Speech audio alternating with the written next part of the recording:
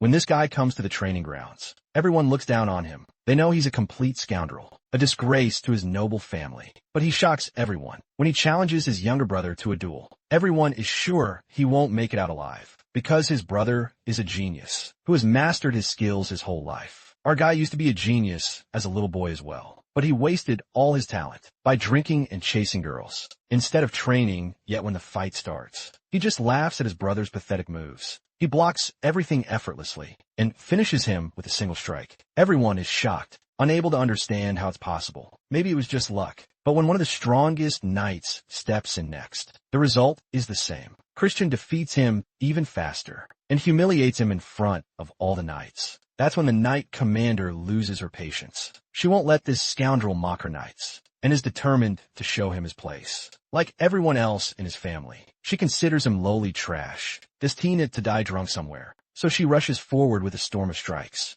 But he blocks everything, shocking her and all the knights once again. And just as she gets distracted for a second, he headbutts her straight in the face. She's shocked when she sees her own blood and stops the fight because she's thrilled to train him and turn him into an unstoppable warrior. You may wonder how this bastard became so strong in an instant. The thing is, it's not the same scoundrel anymore. A genius from the future ended up in his body. Chris is basically a jack of all trades, but a master of none. He's just an average guy with a talent that lets him learn anything in an instant. To make a name for himself, he ended up joining the hero's party. With his talent, he played a significant role in the party, handling all sorts of tasks, which earned him the nickname the Great Extra. But before he could truly blossom and harness his potential, he met a tragic end when the Age of Destruction began. It was during the time when the Demon King of Carnage, who hailed from the Magic Empire, started wreaking havoc in the Dominion of Light, and Hero Evan was not strong enough to stop him. As expected, they failed, and the Dominion of Light eventually fell into the hands of the Demon King of Carnage. Before dying, Hero Evan had one last wish.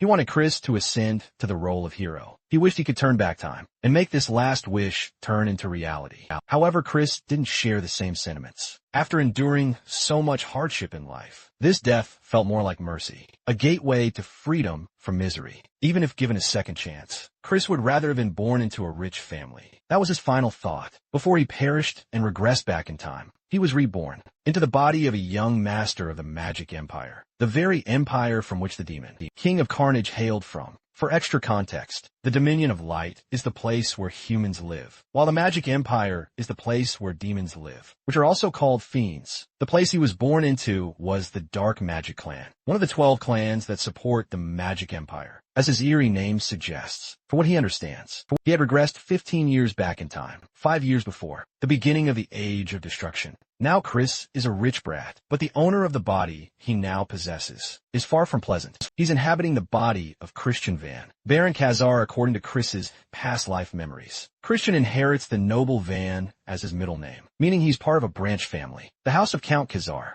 is a branch family of Baron County, also known as the Dark Magic Clan. Although the Khazar family is just a branch, it still holds a lot of power and influence. Due to its good standing within the Dark Magic Clan, their wealth only amplifies their influence. To further emphasize the Khazar family status, there's not a single fiend within the Magic Empire who doesn't recognize their influence. The Khazar family has 2 potential heirs, but the eldest son, Christian, is a troublemaker who always attracts problems. But the crucial thing to note here is that Christian was eventually murdered by his relatives. This is brutal news for Chris, who has just inherited Christian's body and is now about to die. All Chris ever wanted was to be born as the son of a regular, rich family with no unnecessary drama. But beating himself up over his bad luck won't do him any good, so he needs to think hard about what to do to avoid dying. He still has 2 years before Christian dies. It's important to note that he was eliminated within the House of Count Khazar, a family that places great importance on honor. This likely means Christian was an absolute good for nothing, and thus murdered by his own family, in order to avoid any damage to the family's name.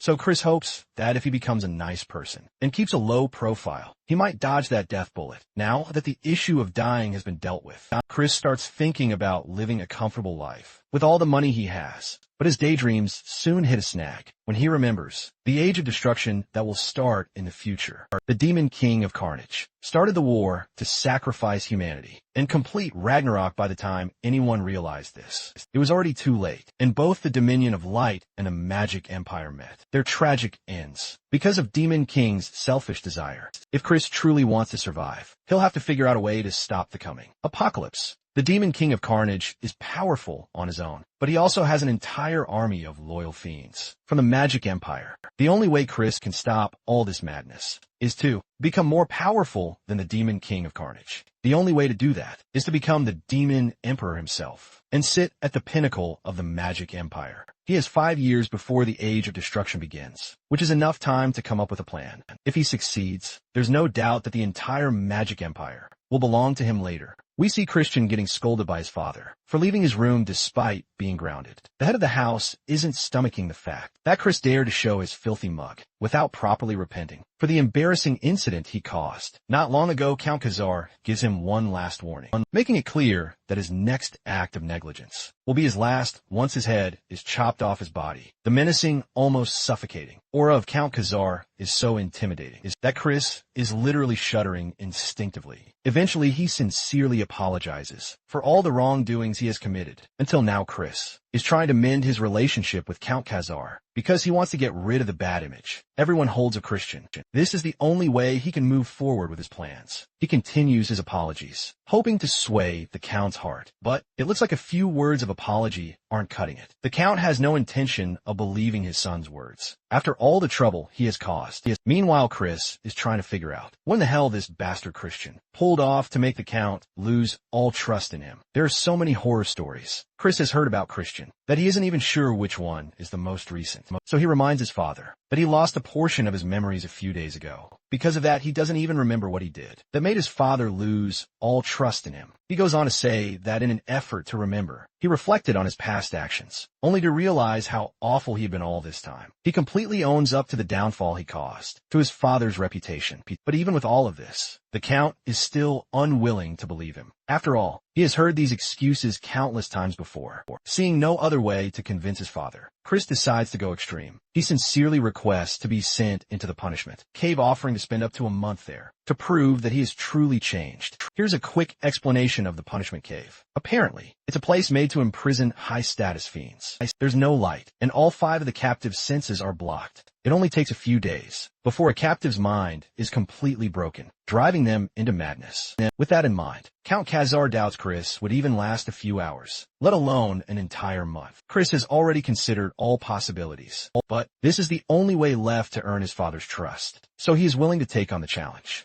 Count Khazar, having seen Christian make countless big promises before, is hesitant. Every time, it ended in disappointment. But this time, he's willing to play along and give him one last chance. However, he makes one thing abundantly clear. If Chris fails to prove he's a different person, after spending an entire month there, he will be banished from the clan. Chris already knows that. Being banished is basically a death sentence. There are countless enemies Christian has made in his life. In the moment he loses the protection of the clan, they will all come for his life. Still, my guy accepts the challenge. However, if he succeeds, he wants his father to grant him one favor. Count Khazar scoffs at Chris's confidence, but agrees nonetheless, so long as he truly changes for the better, though he highly doubts that's even remotely possible. Later, as Chris sits in his lavish room, a fiend arrives to inform him that the punishment cave has been prepared. This guy's name is Cox, a half-vampire and the butler of the house of Count Khazar. Chris acknowledges his words, and after a while he begins making his way there, carrying a luggage bag on his shoulders. As he walks through the corridors, every servant and household member whispers among themselves. They're all convinced this good-for-nothing must be plotting something again. They recall the recent trouble he caused, insulting the young lady of the Poison Magic clan. The mess was so bad that Count Khazar had to personally bow his head and apologize to the Poison Magic clan. Now it makes sense why the Count was so furious and dismissive of Christian earlier. Humiliation must have been so bad that the man probably wanted to die from embarrassment. Some people in the background even start betting that Christian won't last more than 2 days in the punishment cave. But my guy just smirks in confidence, because he knows he's about to subvert their expectations. Meanwhile, his little brother watches from the sidelines, keeping a close eye on him. A while later, they finally arrive at the punishment cave to emphasize just how dangerous. And please don't come closer, this place is. 2 Death Knights stand as guards at the entrance. They might look intimidating, but there's no one stopping Chris from entering. However, just as he's about to enter, his little brother calls out from behind. Here is a quick introduction to this puny punk. As you already know, he is Christian's biological younger brother and a model student, Thurn van Berenkeizer. The rest of the introduction can wait, because out of nowhere, this little guy pulls a fast one on his older brother, stopping the sharp tip of his sword just before Chris's eyes. While our boy doesn't react outwardly, his soul inside him has literally died of a heart attack at the sight of that attack coming. Still, Chris keeps his composure and questions his little brother, asking what he's doing here. It turns out, Thurn is just here to remind his older brother how pathetic he is. He warns him that if he tarnishes the family name any further, he might as well be dead seeing this feisty little punk. Chris is pretty sure Thurn was the one responsible for Christian's death. In his previous life, Chris has actually met Thurn before, during the Age of Destruction. He was a fiend famous for curse magic. Anyway, Chris reacts to his little brother with a stern glare. Of course, those intense glares make Thurn shudder, while Chris just keeps his tough guy act and enters the cave, shutting the door behind him. This display of attitude leaves Thurn absolutely enraged, as he's not used to seeing this side of his older brother. Cutting back to Chris, he walks through the dark cave, unable to see or hear anything. There's only the faintest sensation left around his fingertips thinking about it. This sensation seems deliberately left there so that prisoners can feel the objects they bring inside. Otherwise, they might starve to death if they can't fumble through their supplies. Still, an ordinary person would quickly feel mentally drained in such a place. But this doesn't affect Chris. After all, he's experienced worse during his time as a treasure hunter. To be honest, having his senses cut off is exactly how he wanted it. This way he can focus inward and look inside himself. It's the only way he'll be able to fix this wreck of a body, sure. It will take time and a whole lot of luck, but with the medical skills he learned back when they called him the Divine Hand, plus the bone compression art he modified, he is sure that he can pull this off. And being the rich guy he is now, he has access to magic stones with various properties. So fixing his body in this place won't be a problem at all. He honestly thought he wouldn't be able to get his hands on magic stones since they're so expensive. But it looks like this is one of the perks of being rich. In his previous life, Hero Evan and he had to struggle just to obtain them. His first step will be to use a white magic stone, which will purify any toxins in his body. It might be a boring process, but it's an essential stage. He'll need to meticulously clean the toxin buildup across his body with white mana. Even the smallest mistake would cause immense pain. But for Chris, it's a walk in the park. He can handle it just fine, without even putting much effort into it. Meanwhile, back with Count Khazar, he asks his butler about Christian. The butler reveals that Christian obediently entered the punishment cave. He's sure that Christian is going to be so wrecked that he won't even have the strength to call for help. These unsettling words only serve to make Count Khazar even more worried. He starts questioning himself, wondering if it was the right decision to let him go. Inside, Count reflects on how Christian had such a promising future as a child, so he is unsure how he could have broken apart. So suddenly, for a moment, he even starts to question if Christian's exceptional talents went to his head. Regardless of the reason behind his downfall, the Count would rather see Christian die crippled than live miserably. As much as he wants to place faith in Christian's words, he just can't bring himself to do it. After all, this isn't the first time his son has tricked him. With smooth talk, Count then questions his butler by asking if he noticed Christian carrying anything. When he entered the cave, the butler hesitates to reveal anything. But under Count Khazar's scrutiny, he's forced to open his mouth. He reveals that Christian carried magic stones with him into the cave. Among them were dream stones, which can make anyone hallucinate. The butler fears that, since they don't know what exactly Christian is up to, they should open the cave immediately. But Count Khazar responds sternly with a firm no. Even if Christian is plotting something shady, it's all the more reason to let him die there miserably. A month passes, and Count Khazar finds himself standing right outside the cave's entrance before Chris even makes an appearance. The Count has already convinced himself that his son is as good as wrecked by now, but of course, his expectations are completely subverted when he sees Christian emerging from the cave with a broad smile on his face. As surprising as it is, there's no denying that Christian has fulfilled his promise by returning as a completely different person. The Count can't help but notice the brightness in his son's eyes, something he hasn't seen since Christian was a child. This change might be admirable, but Count Khazar isn't about to loosen up immediately. He's still firm in his belief that this small achievement isn't enough to convince him that his son has truly changed. However, Christian doesn't back down. He makes it clear that he'll keep working even harder. If that's what it takes, Christian is certain. His father believes he barely endured the cave, but that's far from the truth. In fact, Christian was so busy training that he didn't even have time to get bored. First off, he optimized his body to master swordplay. Thanks to the white mono stone, he never ran out of juice. But the real game changer was the dream stone. The butler had tried to stop him from bringing a narcotic mana stone into the cave, but Christian was glad he had stubbornly brought them. Anyway, the hallucinations caused by the dream stone drastically reduced the time it took for his metamorphosis. On top of that, he created 2 cores within himself. Christian couldn't help but feel proud of everything he achieved in that deadly cave. He was convinced he was a genius. After all, having 2 cores wasn't something you came across every day. Because of this, he hid his light core inside his darkness core. If anyone discovered this, their reaction would be nothing short of explosive. His luck didn't stop there. He sensed that someone in the cave was hoping he would break down under the hallucinations. But Christian used that as a catalyst to push himself even further back. In the present, Christian wants to cash in on the favor his father promised him. He requests permission to use the Black Swamp Knights training grounds. Of course, Count Khazar's face immediately twists with annoyance at such a bold and reckless request. As far as the Count is concerned, a good-for-nothing like Christian has no business being there. After all, the Black Swamp Knights are one of the 3 orders of knights that support the Dark Magic clan, and only the most elite knights are allowed to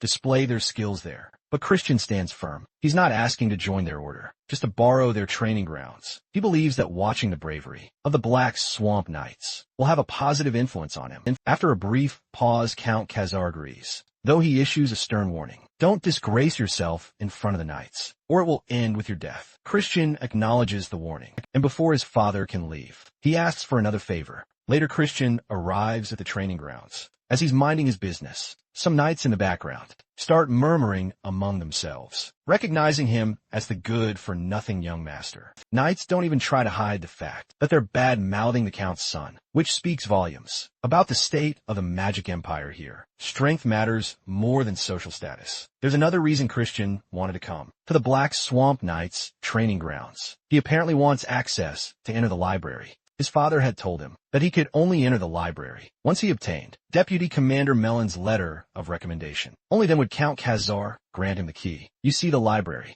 houses all the dark magic grimoires of the Khazar house. And to learn dark magic, Chris must gain access. While Chris doesn't object to the condition, he's puzzled as to why it's even necessary, since he's an important member of the clan. His father reminds him of the time Christian tried to sell the advanced grimoires on the black market. Even Chris has started to question the kind of life Christian led back then. The title good for nothing is certainly fitting. Now Chris's top priority is to get the deputy commander's recommendation. Among the knights standing around, Chris's little brother is present too. He doesn't waste a second before throwing a barrage of colorful remarks at his older brother, of course. Christian finds a drag that he has to deal with this brat once again, but as he thinks it over, a smile forms on his face. This might actually be a good opportunity for him. Thorn walks up to his older brother, orders him to turn around and never return. He insists that Christian should not throw away the life he narrowly saved in the punishment cave. But Chris remains as sassy as ever, making the brat shudder once again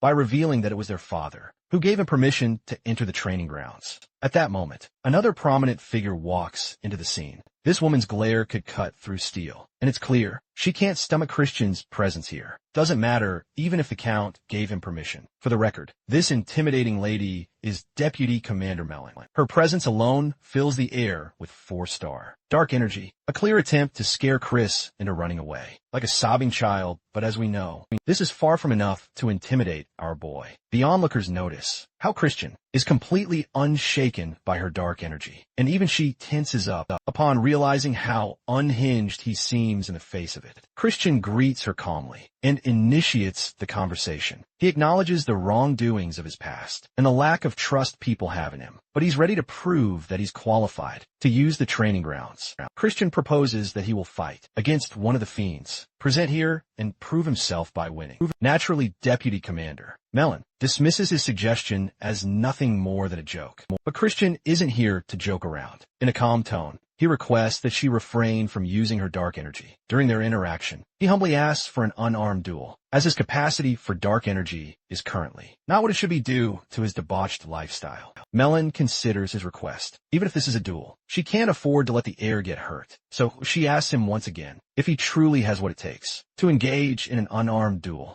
Christian remains confident and states that he would like to choose his opponent, none other than his brat of a little brother Thurn. This infuriates Thurn, who's absolutely livid at being challenged by his good-for-nothing brother even. Melon thinks Christian is putting his hands into a lion's maw. She warns him to choose his opponent more wisely, considering Thurn is already at 2-star level. For context, 2-star is a level that few 13-year-olds can ascend to. If you don't have the raw talent for it, it doesn't matter if you're 13 or 23. You won't even scratch the surface of this level, let alone ascend to it. But as we already know, Christian is no pushover either. He firmly declares that he wants to fight someone stronger than him, because this is the only way he can prove himself. Fighting Thurn, he believes, is the optimal choice. However, there's a catch. If Thurn is too scared to fight his own brother, it changes the whole dynamic of the duel. Naturally, Thurn falls for the bait and accepts the duel. Soon, the two face off in the center of the training grounds. The other fiends circle around them, eagerly waiting for Thurn to win, and for Christian to taste the bitter sting of defeat. But before the duel begins, Christian wants to know how the winner will be decided. He suggests that they fight until one of them surrenders. And Melon, clearly displeased with Christian, proposes instead that they continue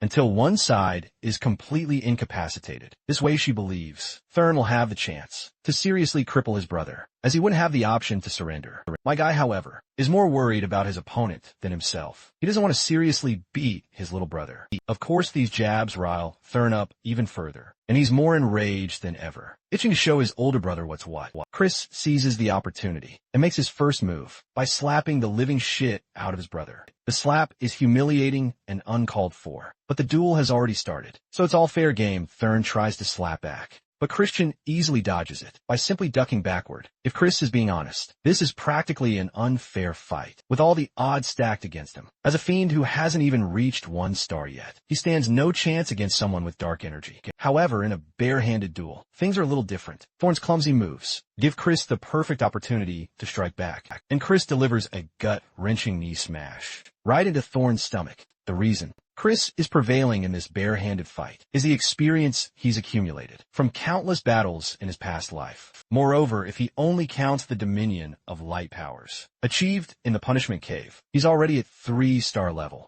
So basically, his brat of a brother doesn't stand a chance. One is looking worse for wear after taking such a beating, and even the onlookers are in absolute awe. Meanwhile, Chris starts throwing jabs to further annoy his little brother. It looks like his silly remarks are doing the trick. Internally, he is having an absolute blast watching this brat struggle. Thurn, on the other hand, is certain that Christian must be using some kind of trick. Christian lets him know there are no tricks at play. It's simply that Thurn is weak sauce. That remark hits hard, and Thurn feels the sting. While Chris continues his goofy teasing, Thurn can't take it anymore. He balls up his fist, dark energy exuding from him ominously, and throws a punch. Chris easily avoids the direct hit. But Thurn continues his relentless barrage of punches, none of which even scratch Chris. Eventually, Chris parries one of the punches, and after canceling out his little brother's dark energy, he lands a brutal hit on him. That one punch is enough to make Thurn cough up blood before collapsing to the ground. The spectators burst into murmurs and gossip, believing that Thurn must have let his guard down,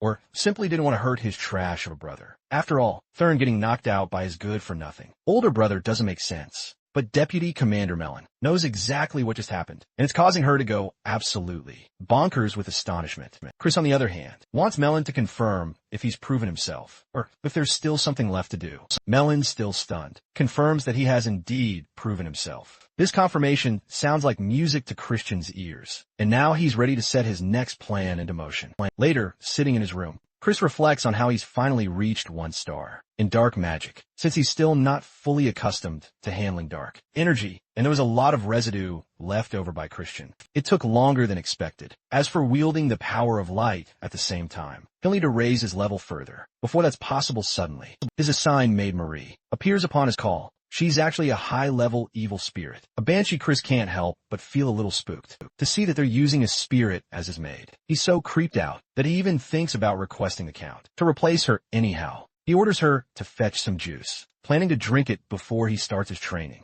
Marie acknowledges his orders, but wants to confirm if she should prepare the juice with human blood, since blood juice tastes far better than anything else. She continues to insist on the blood juice, while Christian, totally disturbed by her morbid suggestions, just wants strawberry juice. Nothing more a while later. As Christian is about to leave to train, the butler calls out to him from behind, suggesting he reconsider going. The butler expresses concern that Christian has been pushing himself too hard lately. He is clearly proud and pleased to see how diligent and sincere the young master has been, even if everyone else deemed him good for nothing. He's always believed in Christian. Christian, however, can see through this bastard's hypocrisy. He shoots the butler a deadly glare, not wanting any validation from a lowly servant. Poor butler quickly apologizes, as he didn't mean to overstep his boundaries. With those words, the poor guy leaves, not before wishing Christian a good training session. Chris, however, feels something suspicious about this guy, but he can't quite place his finger on what's wrong. Later, as Chris walks through the grounds, he notices how the behavior and the look in the eyes of the people around him have become softer and more docile towards him. He sees this as a great opportunity to win them over. Little by little, after all, when the iron is hot, why not strike? After putting his bag down, he begins swinging his sword. A fiend takes notice of this and promptly goes to Deputy Commander Mellon. To report it, he reports that young Master Christian has shown up at the training grounds again today. Hearing this, Deputy Commander Mellon grows serious. Her curiosity piqued by Christian's actions. She can't ignore how impressive his movements were during his duel with Thurn. Refined and precise, he's eager to find out what Christian is really plotting. What has her on the edge of her seat is the fact that Christian was able to dispel his brother's dark energy at the perfect moment. This revelation explains how he had control of the battle from the very start. If that's the case, he might even have the talent to surpass Lord Eshtabaron, who is the direct heir of the main family. But then again, Christian is just a bastard who's already lost his dark energy due to his debauched lifestyle. There's no way he can close the enormous power gap between himself and Lord Esht. The Baron Ellen steps outside, pretending she's unaware of Christian's presence. When she actually steps out, she notices that Christian has dropped his opponent.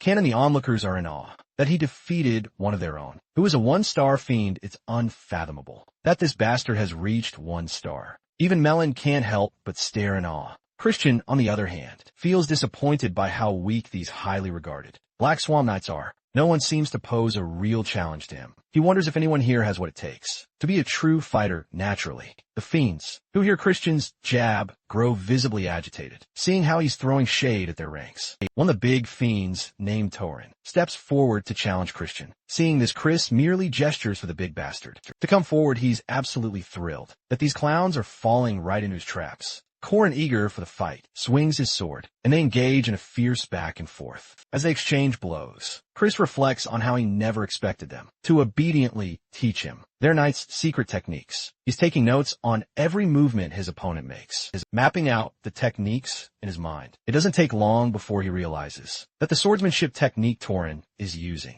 is known as mud swordsmanship, a highly rumored style. After noting the technique, he decides to try it out for himself. The moment he does, he lands a precise strike right across Torin's face. With just that much, the once mighty Torin is kissing the ground as usual. The other fiends witnessing this fight are in utter awe, including Deputy Commander Mellon. She now fully realizes that Christian's previous victory against Thurn was no fluke once again. My guy expresses his disappointment. Before all this, he used to hold these knights in high regard, but now they've turned out to be nothing more than punching bags. He then directly throws shade at Deputy Commander Mellon for nurturing such weak and pathetic warriors. The fiends on the sidelines know full well that Christian should not be messing with Deputy Commander Mellon, and Mellon thinks the same. She's sure that Christian's unexpected victories are getting to his head, but my guy is ready to prove his prowess, and to do that he directly challenges her. Of course, the lady takes the bait. In a fit of rage, she swings her sword so hard that the sheer pressure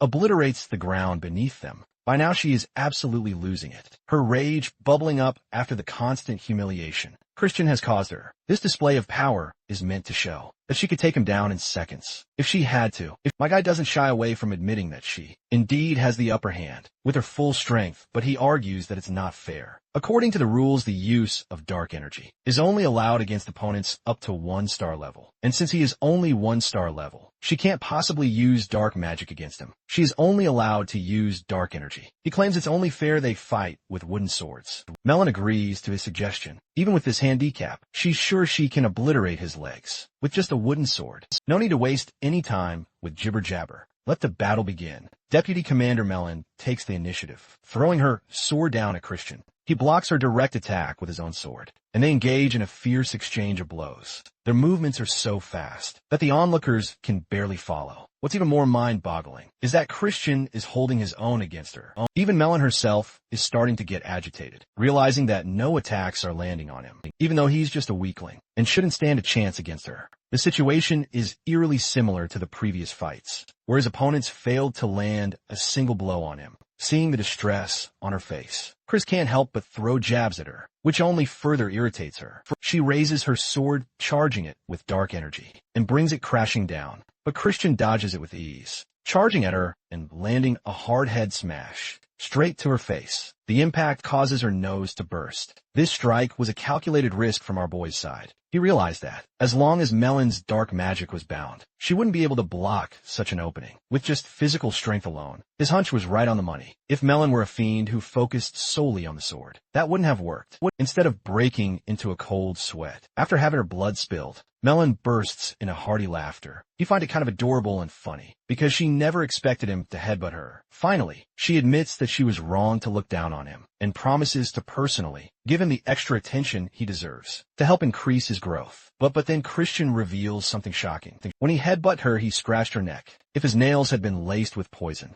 she would have been a goner by now. Melon sincerely accepts her defeat and is ready to grant him whatever wish he requires. However, she wants another duel with him. Chris has no problem with a rematch, but he makes a request in return. Melon agrees without hesitation. With taking advantage of the opportunity, Chris asks if she can kneel before him. It's a shocking request for Melon. This is an impossible ask. Her loyalty lies with the main family of the Dark Magic Clan House Baron. Chris acknowledges what she's implying, but assures her it won't matter when he ascends as the next leader of the clan, ultimately making him the top dog. Melon is taken aback by this, dismissing it as wishful thinking. After all, there are 5 young lords, recognized for succession rights, and they're all direct descendants of the main family. Christian, as a bastard, doesn't stand a chance. Christian flashes a cunning smile, reminding Melon that there's no rule preventing a branch family member from becoming a young lord regardless. He accepts the challenge for another duel, however. Their next fight will take place in a month, and there will be no restrictions,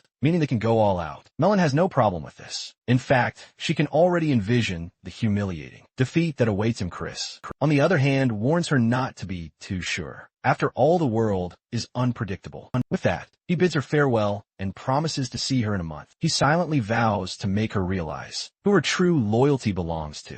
Later, Christian presents the letter of recommendation from Deputy Commander Melon to his father. As he hands over the recommendation letter, he also takes the opportunity to provide feedback on the Fiends' lackluster fundamentals and suggests that more focus be placed on their training. The scene then shifts to a little earlier, where Melon, having faced Christian on the battlefield, reveals everything to his father regarding his growth. Despite his low-star rank, he easily defeated opponents with solid foundations, and even Melon herself had been humbled by his unexpected skill. She admits she enjoyed the fight, though the defeat caught her off guard. In the present, the Count continues to stare at his son, taking a long silent moment to make sure the person standing before him is indeed Christian. Finally, he extends his hand, handing over the key to the library. Later, Christian feels a sense of satisfaction while holding on to the key. Not only did he obtain the library key, but he also earned Melon's trust. You see, Melon is a fiend from a main family of the Dark Magic Clan, was once a 6-star high fiend during the Age of Destruction.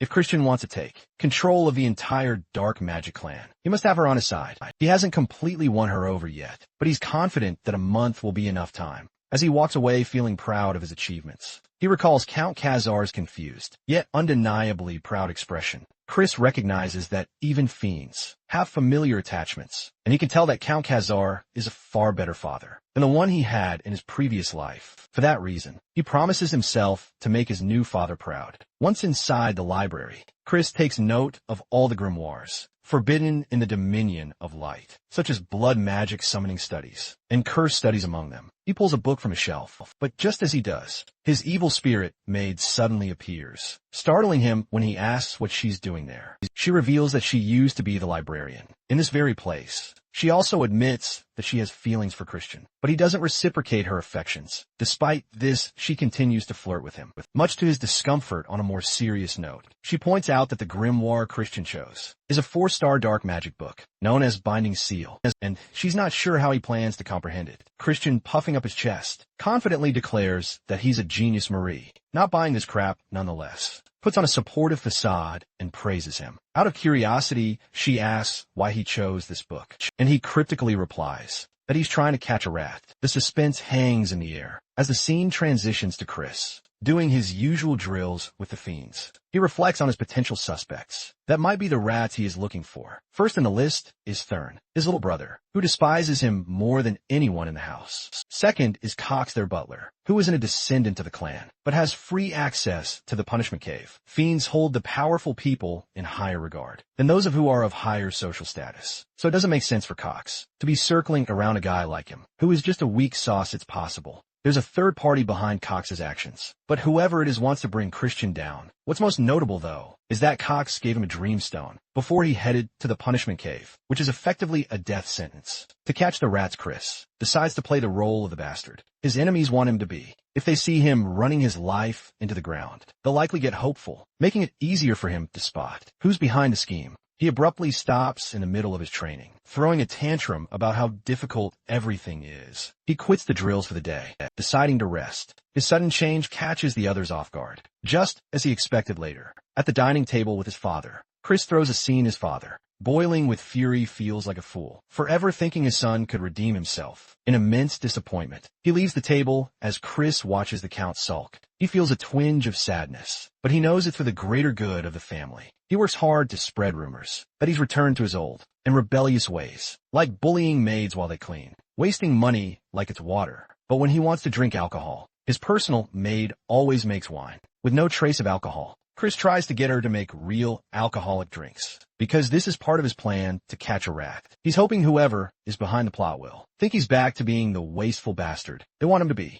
He then shows his mastery of the Binding Seal spell that catches even his loyal maid off guard. She is left bewildered to see that he has already mastered the spell. But Chris wastes no time in bragging about his genius, something he's been claiming all along. He explains that, while all the time he spent causing trouble, he was also secretly studying in order to master multiple spells before he can celebrate his little brother. Thurn arrives in his room unannounced. Seeing this, Christian quickly flips his mental switch and instantly transforms from the sober genius into a drunken, degenerate bastard playing the role of a loser. Thurn's eyes narrow with anger as he is finally convinced that nothing has changed about his bozo brother. This angry and intense reaction of Thurn confirms to Chris that he is not involved in any of the schemes against him since Thurn is clean. He decides to share a part of his secret with him, revealing that there's a rat in the house, a traitor who wishes to see his downfall. Chris plans to play the part of the reckless fool, for now pretending to be exactly what his enemies want him to be so they could be easily identified. To further convince his brother, he shows him the wine he's been drinking, letting Thurn smell it to show that it's fake, meant only to maintain his facade. While Chris is still unsure who the rat is, he's certain he's getting closer to luring them out. Just then a servant rushes in. After hearing the sound of breaking glass, Christian immediately returns to his drunken persona, demanding the servant tell the butler that the wine he sent is the wrong one, and to bring him the proper bottle. The servant apologizes profusely before informing Chris that Cox is currently busy. Chris, still acting like a sailor after too many drinks,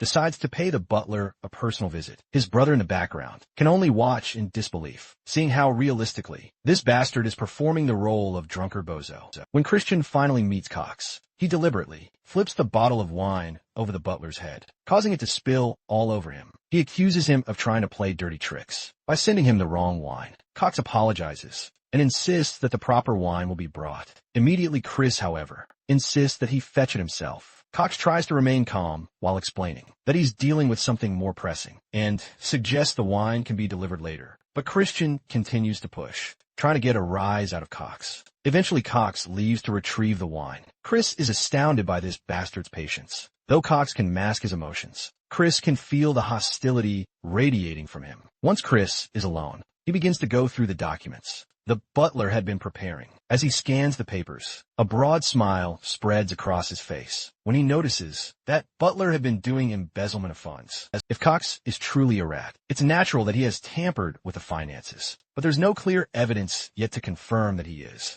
indeed the rat. Soon enough, Cox returns with the correct wine. Christian, still playing his role, accepts the bottle and wonders if the butler is angry with him for his impudent behavior. Butler, however, appears to be grateful for the opportunity to serve his young master. Before he leaves, Cox relays a message that there are Christian's friends who want to meet him at their usual hideout. Of course, Chris has no idea who these friends actually are. Cox warns him to avoid them, claiming they're trouble, but this only intrigues Chris more, inciting him to meet these mysterious individuals. At the hideout, we are greeted by a lavish spread of food. As Chris sits there, his attention is immediately drawn to the terrified maid serving drinks. He can't help but comment on how these pigs have made the poor girl pour drinks for their fat asses. She serves him a glass. He notices something off about it. Without hesitation, he throws the wine in the face of the fatty. Sitting at the table, he does not beat around the bush before accusing them of spiking his drink with something shady. Before things can escalate further, he uses dark magic to knock the maid unconscious, not wanting to traumatize her with the scene that is about to unfold. The group is stunned to see him use dark magic, surprised that Christian has already learned such powerful techniques, but before they can react, my guy slams both of the culprits onto the table, causing blood to splatter. The fatty demands to know why he was attacked. Chris, in response, pulls out a dagger because he won't tolerate any pretenses from them. After some interrogation, the skinny man finally confesses that they were only following orders from someone who had blackmailed them with drugs he and his friends smuggled. They had been ordered to frame Christian for a murder they intended to commit. On the maid, Chris presses them for the identity of the mastermind. Skinny guy hesitates, but in order to make him speak,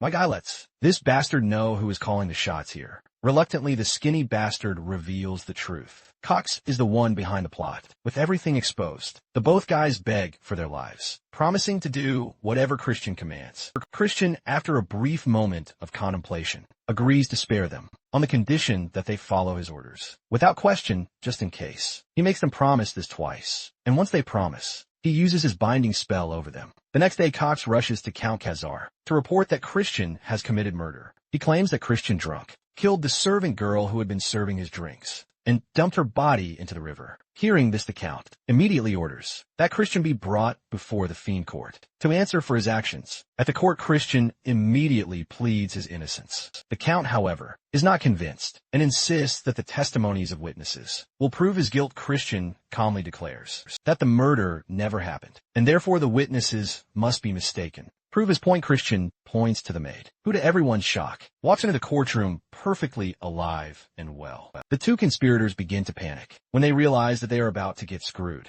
The maid reveals that Christian actually helped her by escorting her home and even giving her money to help pay her rent. As far as she's concerned, it was the two men standing there who tried to kill her. The court erupts in shock, and the two culprits are exposed for their treachery. To hammer the final nail in the coffin, my guy uses his magic mojo and makes his two friends talk like the parrots. They are under his command. They admit to giving a false report about Christian taking the life of a young girl. Furthermore, they were ordered by Butler Cox to frame the young master for this murder. Unsurprisingly, the butler begins to panic and starts defending himself as if his life depends on it, which, well, it is Chris already knew. This jackass would react exactly like this, so he had already prepared for it. He addresses his father and requests to borrow his authority for a while, because he has a direct question he wants to ask Butler Cox. He promises that this one question alone will separate the milk from the water. His father agrees and promptly gives Cox the opportunity to defend himself. So Cox is advised to stand in the defendant's stand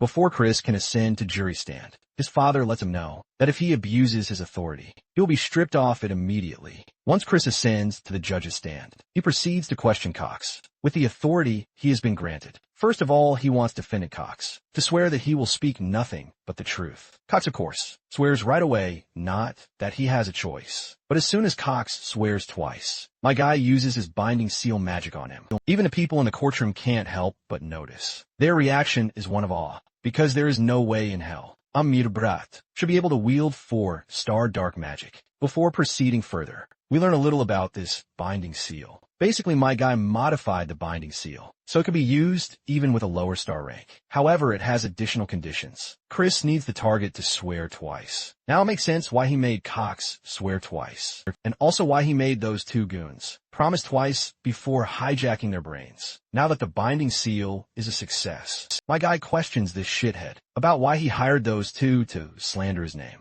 The binding seal begins consuming Cox's mind. When he tries to avoid answering, he manages to endure the pain for a bit, but eventually, he reveals that he received orders from someone. The man who gave him the order also threatened him about the corruption he had been involved in with the finances, so Cox had no choice but to comply. Before making Cox admit anything further, my guy wants him to confirm whether he is talking about the embezzlement he has been committing behind the Count's back. After confirming this little fact, Chris proceeds further with the trial, asking about the person who gave him the order. When Cox refuses to speak, the pain intensifies, forcing him to utter the name Sir Eshid. This news drops like a nuke on everyone when they realize that it was the second son of the Dark Magic clan, Sir Eshtabaron, who was pulling the strings. Cox further reveals that, now that he has spilled everything, he will be killed by Eshid. But before Sir Eshid can pose any threat to Cox's life, my guy severs this traitor's head right in front of Count Khazar. Before anyone can start yapping about his bold move, Chris clarifies that he punished the sinner under the authority he borrowed from a Count. The Count then questions Christian about why he deemed Cox deserving of a death sentence. Well, Chris's reason is simple. Even if this bastard were left alive, the Main family would likely fabricate evidence and cover up the incident. Getting on the Main family's bad side is the last thing they can afford. Furthermore, this incident has revealed to everyone how Esh tried to sabotage him.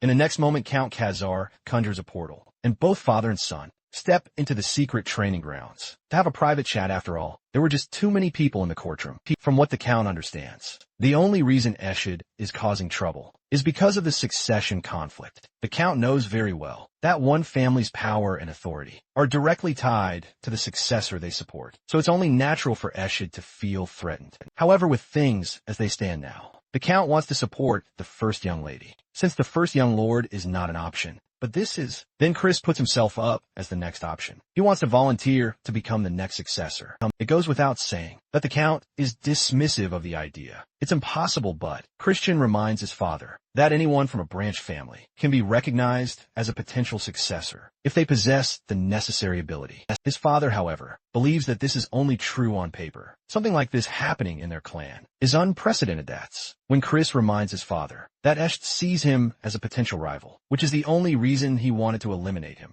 The Count does acknowledge that Christian might have been more talented than Eshid during childhood, but as of now, Eshid is far ahead. Chris, however, believes that he has already started catching up, and to speed up his growth even further, he wants his father to use his authority to recommend him for the Sacred Dark Rite, which is set to take place 2 months from now. The Count reminds him that one must be at least a 2-star to even consider participating in the rite. Well, that's the least of Christian's concerns. He promises to reach 2-star within the next 2 months, so he hopes his father will grant him this favor. Well, looks like the Count has no choice but to heed the young master's command. Later we see servants murmuring among themselves about how much our boy has changed. Rumors are spreading that the Count has been personally training him. These days, the training Christian is going through is said to be so tough that even senior knights can barely endure it. We then promptly cut to our boy, who is cutting down stuff with the new sword techniques he has learned. Seeing his progress even, the Count is astonished at how fast Christian is adapting, like he's learning in days. The Count is further shocked when he sees Christian pull off another technique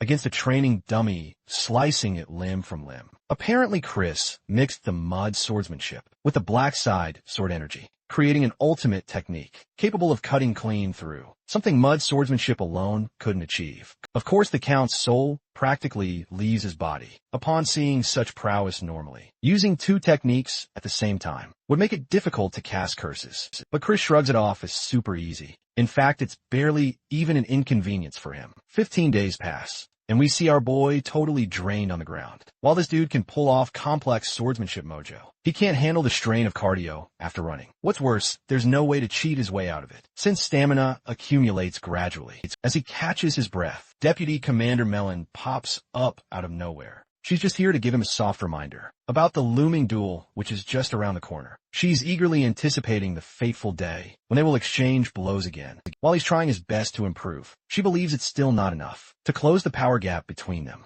Thus his dream of making her kneel before him is just a thought that exists in his head. But Chris is confident, determined to make this thought a reality. She likes his warrior spirit, so before leaving she commends him for it and hopes to see him bring out the best version of himself, just so he can entertain her enough. For context, Melon is currently an upper 4-star. Within a single stage, there are 3 tiers lower, middle and upper. Even though Christian is an upper 1-star, he's still way below her level. But looks like our bro already has a perfect plan to overcome this gap. After all, he's a rich brat now, and he plans to leverage that to his advantage. Later he meets his evil spirit maid Marie, who looks drop-dead gorgeous. Since this is their first outing together, she made sure to dress properly. It almost seems like she's turning this into a date. Christian, of course, denies inviting her along. He had only told her to prepare his bags, and that's it. But the way Marie looks so obsessive, it doesn't seem like the poor guy can catch a break. He even asked his father if he could lay off this obsessive, love-struck evil spirit and get an attendant who's human. But his father sadly reminded him of the master-servant contract Christian has with Marie. After all, a high-ranked banshee can't be managed without a contract. What's worse is that if he wants to cancel this contract, he's required to have a deep kiss with Marie. Back to the present, Christian once again reminds Marie that she can't come, as he's headed to a place where they'll encounter a lot of people. He worries that she might end up hurting people with her spiritual energy, which he doesn't like, of course. Marie starts acting like a helpless, cute snobbing puppy after further guilt-tripping him about how she hasn't seen the outside world in decades. She finally charms her way into convincing him, while Christian reluctantly gives her permission to tag along. He still wants her to stay away from other people. The girl literally flips from a sobbing mess to a charming pretty lady upon getting permission. As she starts following him, she's quite curious about the purpose of this outing, to which he says that he wants to rack up some profits. Marie quickly showers him with the gold coins he told her to carry, reminding him that he already has plenty of money. So why does he need more? First of all, he makes it clear that this money isn't enough. And secondly, he wants her to put the damn money back anyhow.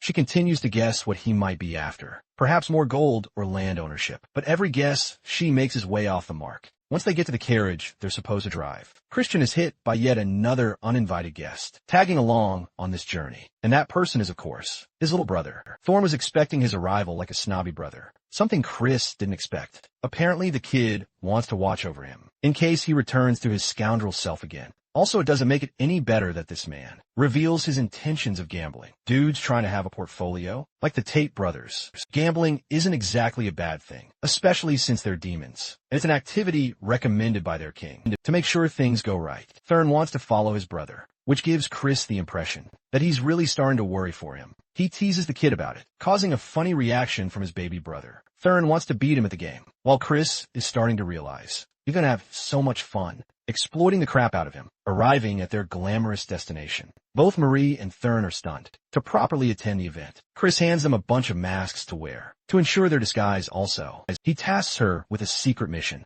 that Thorne doesn't know about. Chris simply instructs him to follow along, and shortly afterwards, they make their way inside the building. Immediately, they're taken as a joke by the people around. They were like fresh bait to line up their pockets. After all, in the mood to have some fun, Chris makes a bet with his brother. The goal is to make the most amount of money in 1 hour, and the loser gets to decide a title for the other person. Chris picks out a long-ass title for his brother to call him upon his loss, and he excellently exploits his little brother's ego to force him into accepting the bet. The little brother goes on ahead with a fiery resolve. As for Chris in his first game, he wins rather easily, but he knows the dark secrets of the gambling den. The house is smart, it goads your ego by slowly handing you small wins at the start, and shortly after pull the rug under you the second their target places a giant bet. Though he knew about their dark secrets, the same wasn't true for his brother. He kept losing because he was caught in their trap. What's worse, Chris was pissing him off in an effort to make him lose even more. As they're arguing about how much money they lost, Chris notices that the con men have already placed their eyes on his brother.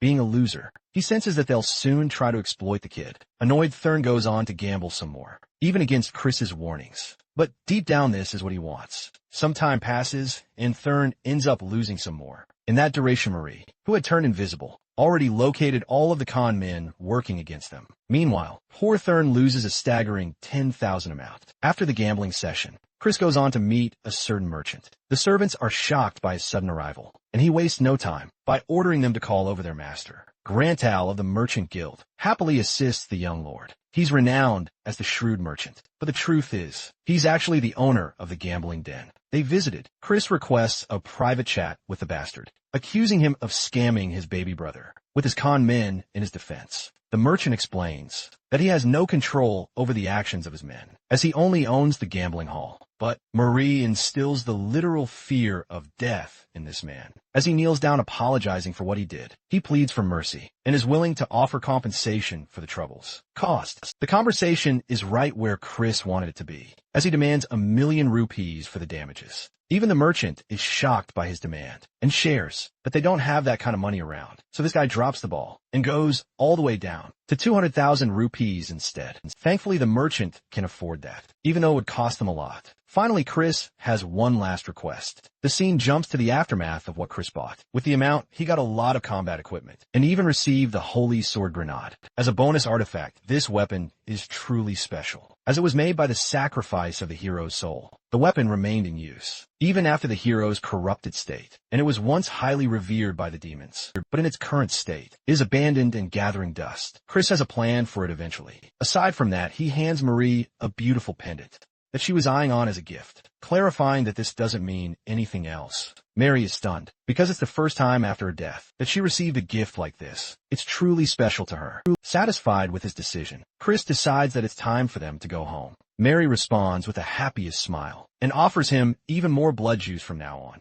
which sounds weird until she reveals that the strawberry juice he's been drinking with glee already contains some of it. Bro is hoping to God that it's just some twisted joke from her end. Also, Chris realizes that he's actually forgetting about something, or rather someone. It's actually Thurn, who was robbed to death until he only had 1 rupee left to his name. Thurn roars at his brother for basically sleeping his ass off and abandoning him because this dude nearly got himself sold off as a slave, if not for the fact that someone recognized him. The sleepyhead reminds Thurn that he should be referring to him by a different name. After all, the kid lost a bet. After all, so now he has to bear the consequences. A look of horror looms over Thurn's soul as he realizes he has to permanently address his shithead of a sibling by Honorable King Emperor Majesty. Big brother now, he tries voicing the name out loud. The poor guy eats up all the embarrassment, while Chris enjoys torturing him. He reminds him to address him with proper respect. From now on, Thurn turns to leave, vowing to turn the tables and make him regret this one day.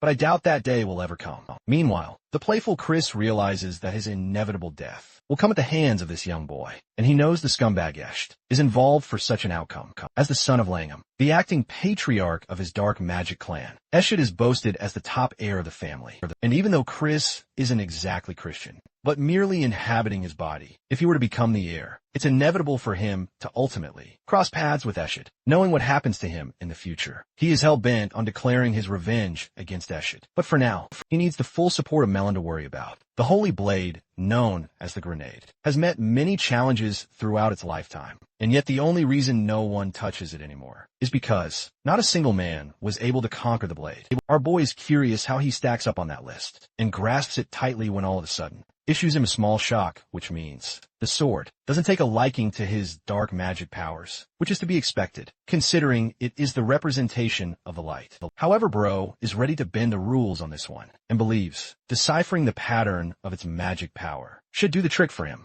Then he begins hammering the shit out of the blade, knowing that it's doing something, showing his conviction. Chris declares that he's got all the time in the world to beat the ever-living shit out of the weapon until it gives up and finally obeys him. The fucking hilarious part about all of this is that even the weapon is shivering, hearing him declare that a few days passed, and Chris turned up at the training grounds to meet his father. To his shock, he sees a familiar woman before his eyes, until the realization reaches him. This woman is none other than the commander of the Black Shadow Knights, a beautiful and stern lady called Marion. She's got a long history behind her, as she's the daughter of the Elder Clan's head and the master of the Dark Magic Clan, as well as serving as the older sister to his father. And Langa Marion protects the Elder Clan head, and also takes care of any secret missions within the clan. In other words, he was seeing the baddest bitch alive among the elites of the Dark Magic Clan, though that only struck his curiosity on what she was doing. Here Count Khazar tells his son about Marion's purpose.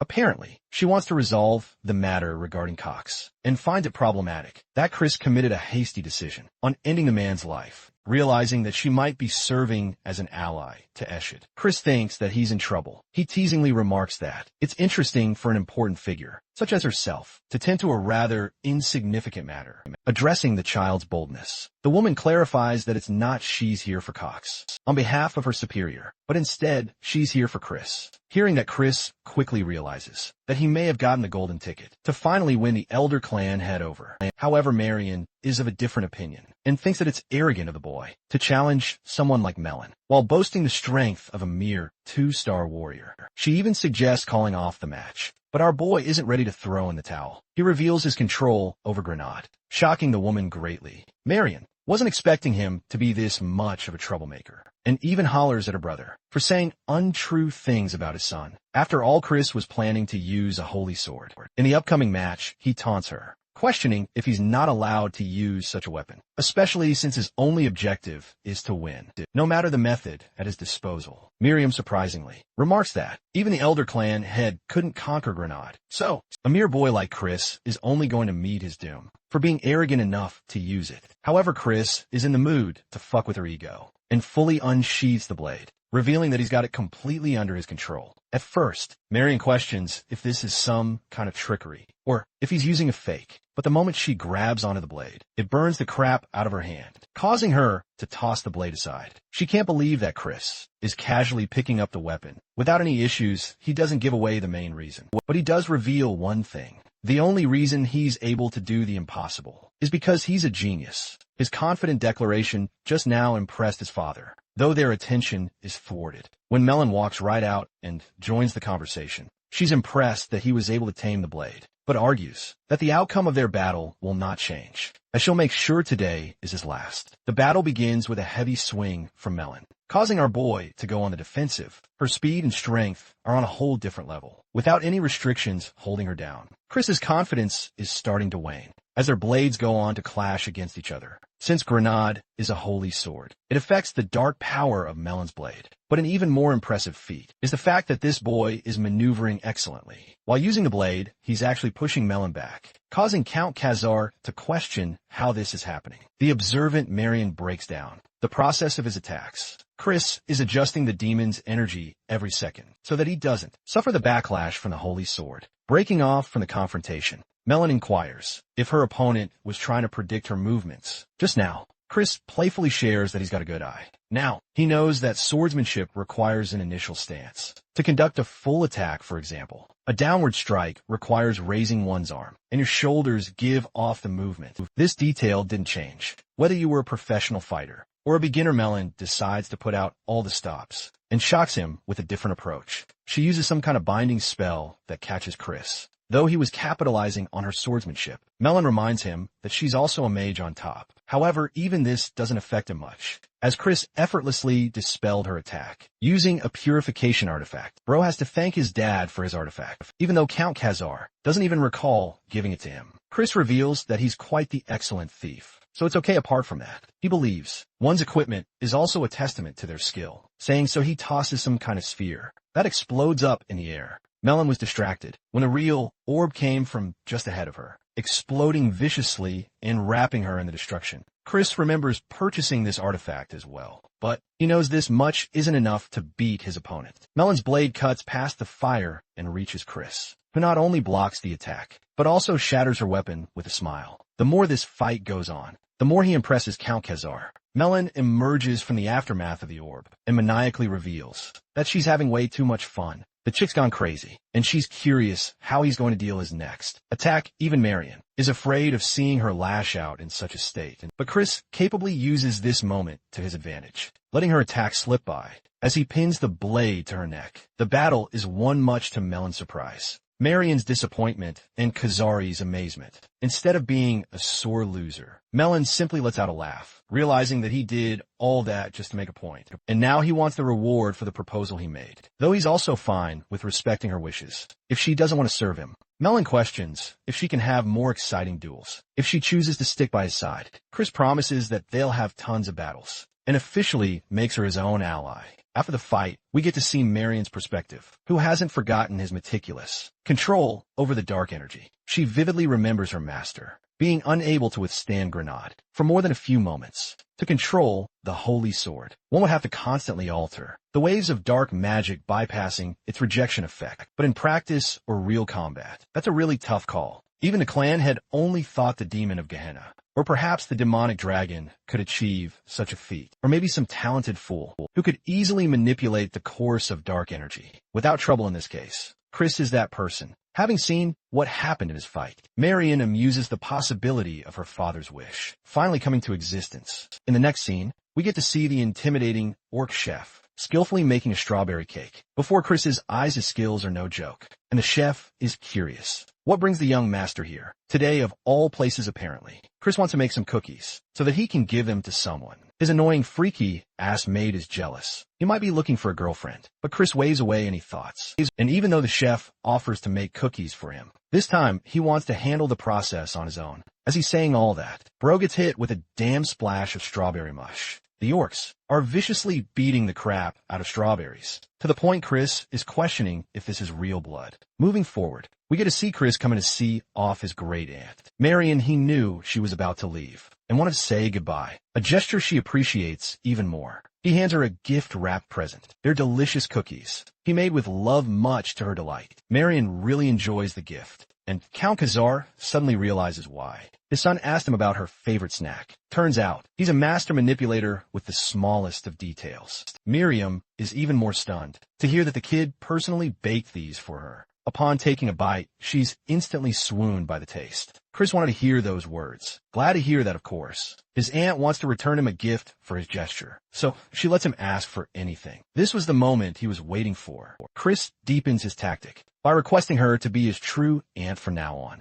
even though they're already blood-related. Miriam wonders if there's a deeper meaning behind the boy's words, and recalls that he's going to participate in the dark rite ritual. She realizes that he wants her support in the upcoming succession conflict. Unfortunately, she can't lend him a favor like that. The thing is, the representatives of the main family must be unbiased in the outcome. That is their one and only rule. Chris argues that he wasn't really looking for something like that. All he cares about is having a closer relationship with his aunt. Miriam can't believe that this kid has no ulterior motives behind his words. He puts on an Oscar-level acting performance with his adorable face, pleading with her to help him out. Marion likes his forwardness, and knowing that he baked delicious cookies for her, she's taken a liking to him. She requests more cookies from his side on her next visit, and seeing their relationship blossom like this, Count Khazar wipes a tear off his eyes. Chris is out here really trying his hardest, telling his aunt he's going to fuck up the taste if she doesn't assist him when needed. Miriam smiles, addressing the boy,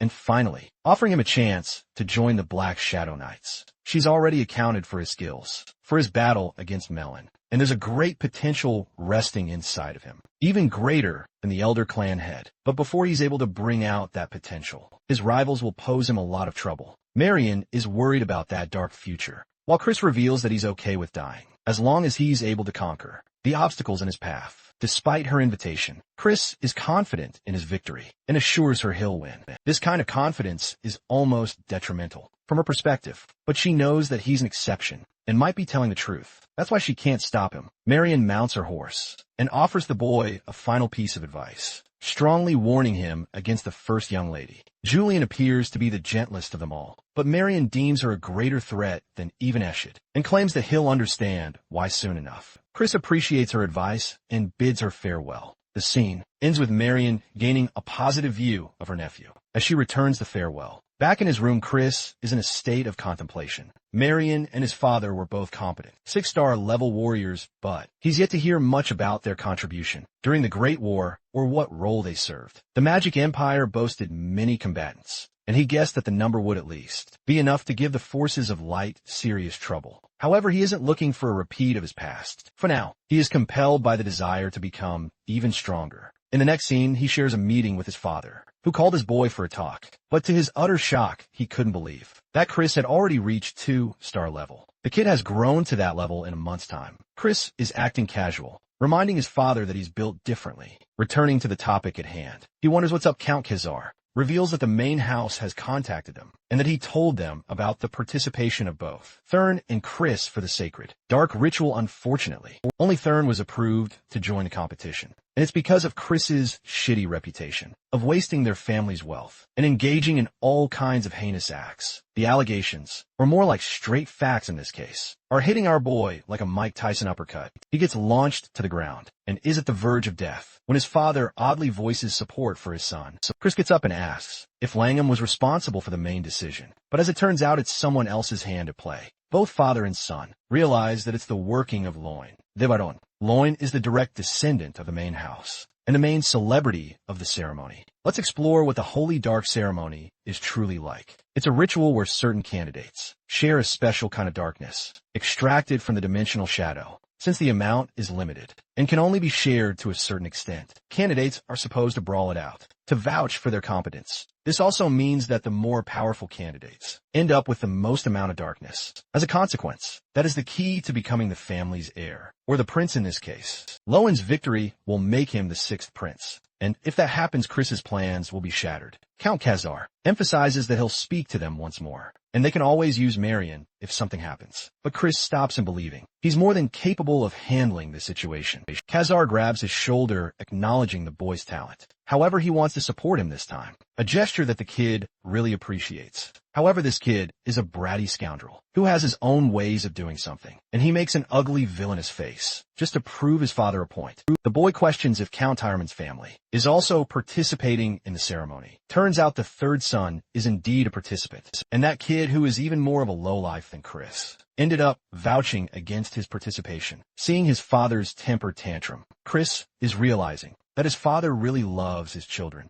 Apparently, he tells him to calm down, as he intends to make his haters eat their words. He knows that the Tyreman family hosts the Ebony Hunt event, so he's just going to become a participant of that hunt. The scene cuts to Marion returning to her lord. After completing her mission, she speaks highly of Chris, much to the elder clan head's surprise, who remembers the kid being a fool and nothing more. Up until to this point, of course, Marion believes that he's changed quite a lot. So the patriarch proceeds to ask if the boy meets the qualifications to fulfill his wish. The commander reflects that this wish, the one that he's so desperate about, requires overturning fate itself, the desire to break the shackles of death with forbidden magic. And though Marion is unsure at this point, she can say one thing with confidence: the kid is the closest chance of him ever achieving that impossible wish. Hearing those words, the patriarch is glad, even though the family consensus is against his participation in the dark ceremony. Of course not. Even the Lord Patriarch is willing to oppose the decision because he thinks the kid should be able to find a solution for himself to overcome this challenge, despite Marion arguing otherwise and vouching for the support of the kid's participation.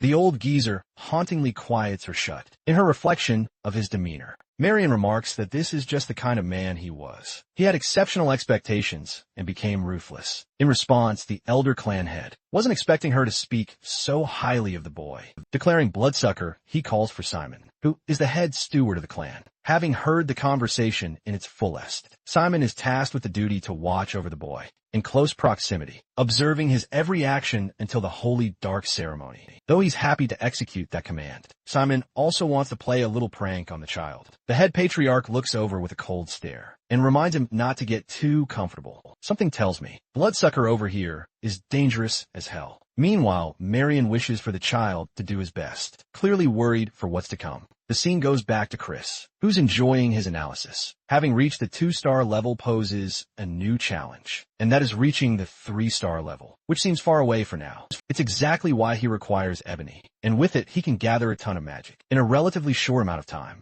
thanks to the Tyreman family, hosting the Ebony Hunt event. He's lucky to participate at this time. The only issue is that, even after achieving the goal of capturing Beast Karatzo, acquiring Ebony isn't guaranteed. A special condition has to be fulfilled to fully get your hands on it. Chris exits the carriage meeting the old merchant, who appears empty-handed the moment he lets out his bag. Our boy tosses it and reveals a bunch of damn coins as a gift for him. Clearly, he wasn't looking for these as a gift. Chris teases the crap out of him, reminding him that he knows about his illegal dealings going around and how the fat man has been avoiding taxes as well. These sudden fact checks are killing the man, but Chris is more than happy to turn a blind eye, as long as the merchant cleans up his mess. Lastly, he's come here for a little something. Called the Gray Pill, it's an exquisite item, only available on the black market. And what do you know, it's expensive as fuck. Chris doesn't give a damn, and asks Marie to use her methods. The chick goes batshit crazy, and whips out her torture weapons to get him. It's the easiest method, because this guy instantly folds,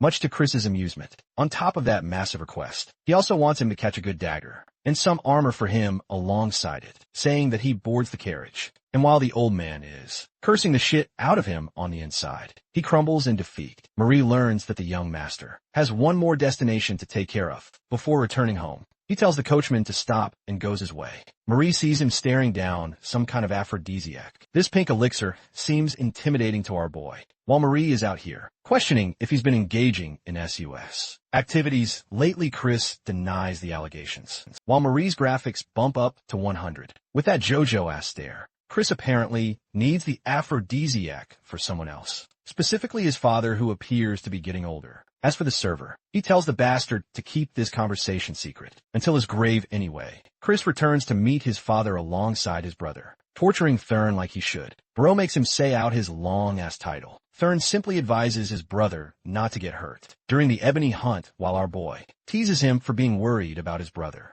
Their quarrel is stopped with their father ordering Chris to beat the crap out of the Tyreman family's contestants. The genius mage promises that he'll return with good news. Funnily enough, Count Khazar is still not over the long title, and teases Thurn about it as well. The scene cuts to the Terran estate, where an orange goblin waiter doesn't permit Chris to enter the manor. Chris learns that the young Lord Aloys has issued an exclusive order forbidding him from entering, applying pressure with his words. The young master questions if he's being told to stay elsewhere in the capital. Poor goblin is intimidated, but alas, he basically says yes. Though Chris's servants jump in to protect his name, he stops them and continues to apply pressure, asking who's going to pay for the hotel. The servant responds that he can merely charge the Tierman family for it, which is music to our boy's ears. Something tells me this man is about to break their bank, and that's exactly what happens, because this smartass actually goes for the wildest hotel, which is going to cost them 100,000 rupees for their stay. Chris is more than happy to burn someone else's money while he's at it. While they're discussing what to do next, the trunk opens, with Marie popping out like a terrible surprise. Chris wasn't expecting this outcome and wonders what the hell's wrong with her. She ended up hiding in his luggage. As his most loyal maid, Chris is clearly annoyed when all of a sudden Aloys, the third prince, roars at him for handing them a giant bill. Our boy treats him like a joke, despite Aloys being the star of the Ebony Hunt for the year. Of course, Chris didn't just want to stay in any hotel, so he picked the nicest estate he could think of. He taunts Aloys for being mad, especially when he's the one who issued that kind of order. Getting pissed, Aloys unleashes a beast, ready to throw hands right here and now. This creature is actually the Tiamat-style beast, with an ability to control magic, different from the taming techniques. This technique involved the usage of dark magic to control beasts through fear.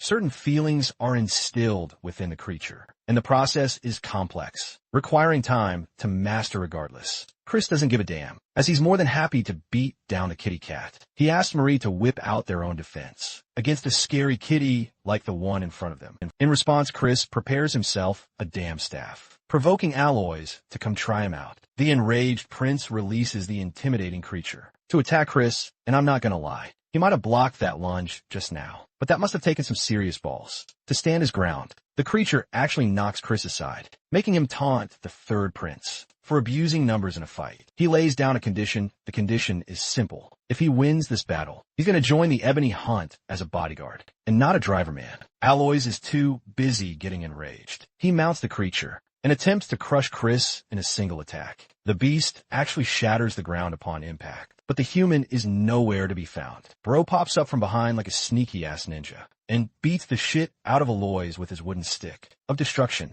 After eating a good portion of his attacks, Aloys gets even more agitated. However, this time, when the creature tries to charge up on him, it sees something. It is driven back by the intimidating fear of death looming over Chris, causing it to whimper away like a scaredy cat. Aloy's now even more ashamed, doesn't know what's going on. The funny thing is, all Chris had to do was chalk up an illusion spell to fool the creature, but he thinks it works like a charm against silly creatures. The third prince refuses to bow down and conjures a second beast in its place. This time it's a horse. Chris is unafraid and lectures him on an interesting tidbit regarding punks, then he lunges forth sharply, knocking his fucking ass out with a single strike. Chris completes his sentence, emphasizing that he's gonna wait the entire fucking chapter to end, just to let his opponent whip out an ability. Bro really said, this isn't Dragon Ball Z, and you ain't Goku turning Super Saiyan 3. The indulgent young master is enjoying a gambling session. Shortly afterwards, apparently this is his way of resting, which is quite the expensive rest if you ask me. The scoundrel merely wants to enjoy honoring his name. Marie is okay with him doing whatever the heck he wants, so long he doesn't drink. Poor guy has to deal with ginger ale instead of alcohol, which is arguably a tougher battle than the one he had earlier. The servants of the Tyraman family are baffled to keep an eye on this guy. Upon Arlos's orders, Chris turns to offer them a chance to enjoy the game. With him, after all, he'd end up kicking their masters, but so there's a good chance Arlos won't be waking up until tomorrow. The offer seems tempting, but his servants are loyal to Arlo, so they decline him. Well, what ends up really happening is this guy getting fully knocked out after indulging a bit too much. Bro is so out cold that even the servants think they shouldn't worry about him anymore. They're just gonna file the report and check in for the day. The funny thing, this was his plan all along. Chris effortlessly manipulates them and wonders if they're about to move. He packs his stuff, telling Marie not to follow him, which, as you can expect, must be a really tough call for the freaky maid. Also remember the aphrodisiac from earlier. She still thinks he's using it for himself instead of his father. Marie is ashamed that he's going out to enjoy some time with the ladies. Chris is baffled by her lack of filter, because apparently she thinks in a singular dimension only. The scene cuts to the Kidhan mountain range, which is supposed to be the hidden domain of the Tyran family. Demonic beasts run rampant here, which is why Chris is locating their hunting ground. He quickly finds it and thinks the security is pretty crap, with only 2 guards protecting the place. Thanks to his invisibility magic that he learned from his stupid maid, he's able to go right past them without worrying about getting caught. Walking right up to the altar, Chris knows that this is where the accumulated darkness reaches its climax. The place is just as spooky as he thought, but now he has to think of a way to gather the darkness. Recalling his conversation with a damn furry, he remembers that the goal is to make Karatzo take its own life. The beast must be driven to extreme fear, to the point it sees death as its only way of escape. In the conflict that will follow, a feeling of terror and joy, a perfect moment will arise, where light will transform into darkness. It's also the reason Tyraman controls beasts through their darkness hunts. Right now, Chris's true goal is to steal their secret technique and allow the mix of aphrodisiac he obtained to send Karatzo into a forceful frenzy. Then he'll steal the darkness for himself. But unfortunately, he doesn't have enough time to master the technique, so he tries for an alternative way. Suddenly, Chris feels a terrifying presence, causing him to jolt back and wonder if there's someone around. But surprisingly, no one is there. He is drawn to an empty cave, which upon entering, he feels an incredible force of malice greeting him. This ominous place has a high-level dark magic barrier cast all over it. To his shock, what he is witnessing before his eyes is the Rift of Gehenna. Gehenna is actually the domain of the demons and fiends, and it is all kinds of scary. It's the one place connecting to the human realm, which leads to an interesting idea. Chris could actually force Karatzo to this place, using his perfect aphrodisiac serving as the bait. Convinced of this method, he thinks he's got what it takes to fulfill the hunt. But as he's turning around to leave, the bloodsucker pops out of the blue. Impressed and intrigued by the young master's actions so far, he was there to witness Chris's fight against Arlos and his impressive manipulation against his servants. Now the child was about to unfold an elaborate scheme. 2. It excited the Grand Steward to play with him. Thinking of a plan, Simon reaches out to grasp the Rift of Gehenna, which ends up leaking blood. As a consequence, the rift calls out for his name. dubbing him as the betrayer. In a shocking plot twist, Simon makes his move. The day of the hunt is here at last, with Arlos representing the flag of his family. Chris talks some shit in his face for acting high and mighty, despite getting his butt hooped. Arlos claps back by mocking him for bringing the unusable holy sword. But Chris thinks he should test the weapon's integrity by beating him with it. Their banter comes to a close when the third prince orders his team to lure Karatsu to the altar. He wants the guards and the mages to follow him. While this is happening, Chris is wary of the secret bat eyeing them down. He's happy to assist the bratty prince and goes on to wait for the others at the altar. The mage is annoyed by him and asks him to sit around if he's going to act like a nuisance. Chris happily takes up on that offer and freely goes away, causing the mage to get enraged. Arlos controls him and emphasizes that they should focus on the hunt. Chris is told to guard the flag, like the scoundrel he is, which is the easiest task in the world for now. As he's enjoying himself, he knows things are going his way. Also, he ended up acquiring the dagger and ore from Grantel. Just as planned, Chris observes Arlos and the mage busy with observation. He senses Karatsu's presence as the beady-eyed beast arrives at last. From one look, you'd probably think, this dumb animal is the cutest creature ever. Arlos is prepared and releases the magic ritual to bind the creature. But despite his tampering, Karatsu only gets enraged instead of enticed under his command. The third prince didn't anticipate this outcome and gets bitch slapped into the ground. The mage rushes to check on his master. To make matters worse, he's been inflicted with poison, causing the mages to erect a defensive barrier. Immediately, but watching this battle from afar, Chris believes nothing will go their way, especially since he's already caused the beast to go wild. Using the aphrodisiac, thankfully,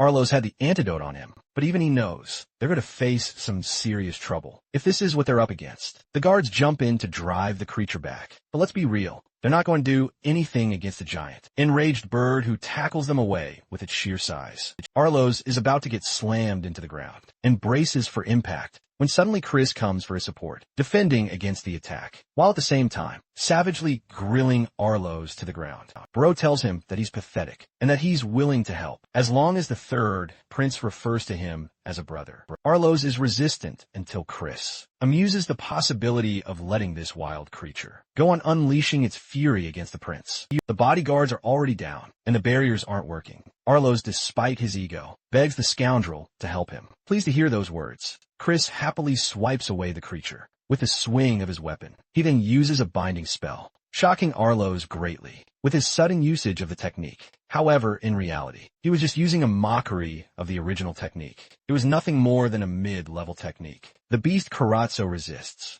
but luckily Chris controls it exceptionally well. Arlos realizes what's going on. Chris fooled him and took control of the beast. For his personal goal, he leads Karatsu all the way up to the secret cave of Gehenna. The place instills the fear of death inside the creature until it reaches the golden state he was waiting for. Capitalizing on this opportune moment, Chris plunges his blade into the creature's body. By the time Arlos and his men arrive there, it's already done. The third prince is worried for their safety and emphasizes that they should leave as soon as possible, but Chris has no plans of doing so and shows them the ashen orb he acquired from the beast. Clearly, this wasn't what they were expecting. The mage roars at him for intervening, while Arlos actually does a 180 and thanks our boy for saving the lives of his men. After all, it's only because of him that they avoided a darker fate. It almost makes Chris feel bad, especially since he secretly ruined the hunt for him by swapping the orb with a fake. Still, Chris isn't about to fold and reminds Arlos that he's got to refer to him as a senior brother. From now on, it's a teasing remark to someone who is years older than you.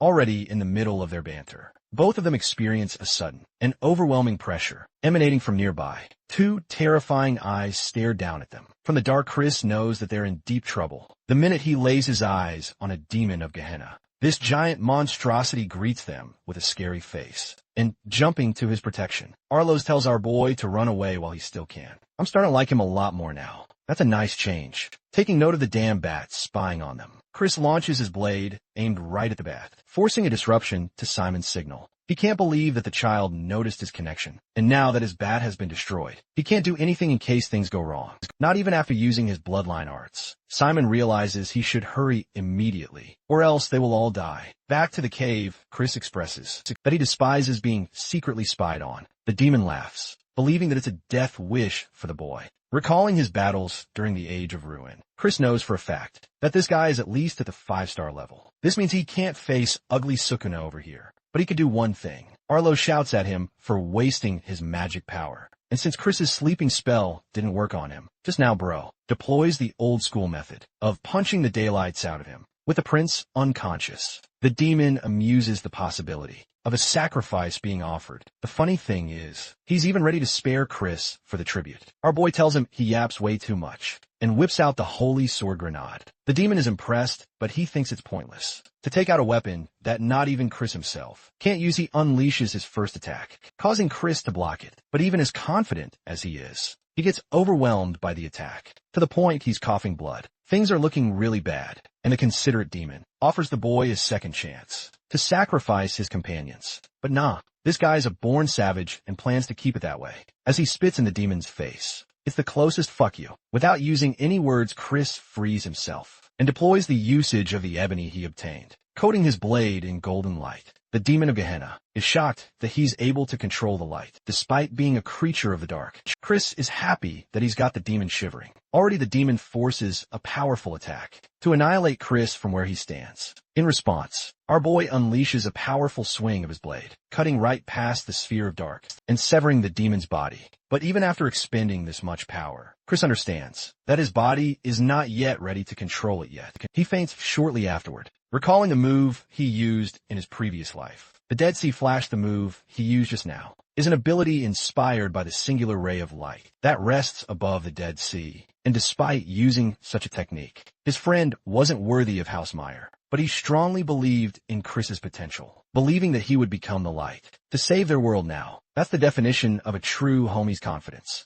In you observing the boy's performance, Mafina, a higher being of the dark, and the first seat of the 7 circles of Gehenna, intriguingly watches over him. Back at the estate, our boy finally wakes up. After being unconscious for 2 days straight, his body feels cranky but okay. Luckily, the darkness he obtained is with him. He recalls hearing Mafina's voice right before he fainted, realizing he's getting himself into more trouble than he thought. In this world, the demons who were promising with their talents were often noticed by the high-ranking devils, who nurtured their growth with their blessings. But that's just a crappy way for the losers, who simply cannot grow on their own. Or at least that's what our protagonist believes. Also, he thinks Mafina can't be that high up if she's from the 7 Circles party. In any case, Count Tyraman, who looks like a Chad unlike his son, mind you, personally comes to greet the boy. Chris gets up to greet the Lord properly, but he's told to rest. He tells him about the investigation team that was sent. The other day, their investigations revealed the tampering of some outside mage. But lucky for them, the demon was called back at the end. Still, they were lucky they weren't wiped out at that moment. Interestingly, Chris notes that they have yet to find out that he was the one who took down the demon, which is fair since no one would ever believe that. Tyreman admits that he owes the child an apology, mistreating him as a scoundrel upon his first visit. Secondly, he owes the kid a thank you and declares him a benefactor to their house. Chris plays it off coolly, acting as if he was acting right out of duty, and for the sake of the greater good. Though he's gaslighting him, he personally feels bad Tyron is moved by his words, and even offers to carry out the boy's favors if he needs something, refusing to let this chance go. The boy requests Lord Tyraman to reconcile with House Khazar. It's quite the shocking request, but it's better for the two houses to cooperate with each other instead of opposing them. He wants to be rivals with the prince and assures a healthy competition to come, a relationship with many promising aspects. Lord Tyraman reflects for a moment, but Chris continues to hammer down his persuasions, recalling how their families only got into bad terms because of the main house scheming them against each other. Also, if the branch families ended up uniting, it would pose a clear threat to the main family, which is why this is their method of exercising control. Lord Tyraman wonders if the boy is requesting a rebellion against the main family, which would be dangerous coming from a kid. Chris quickly denies that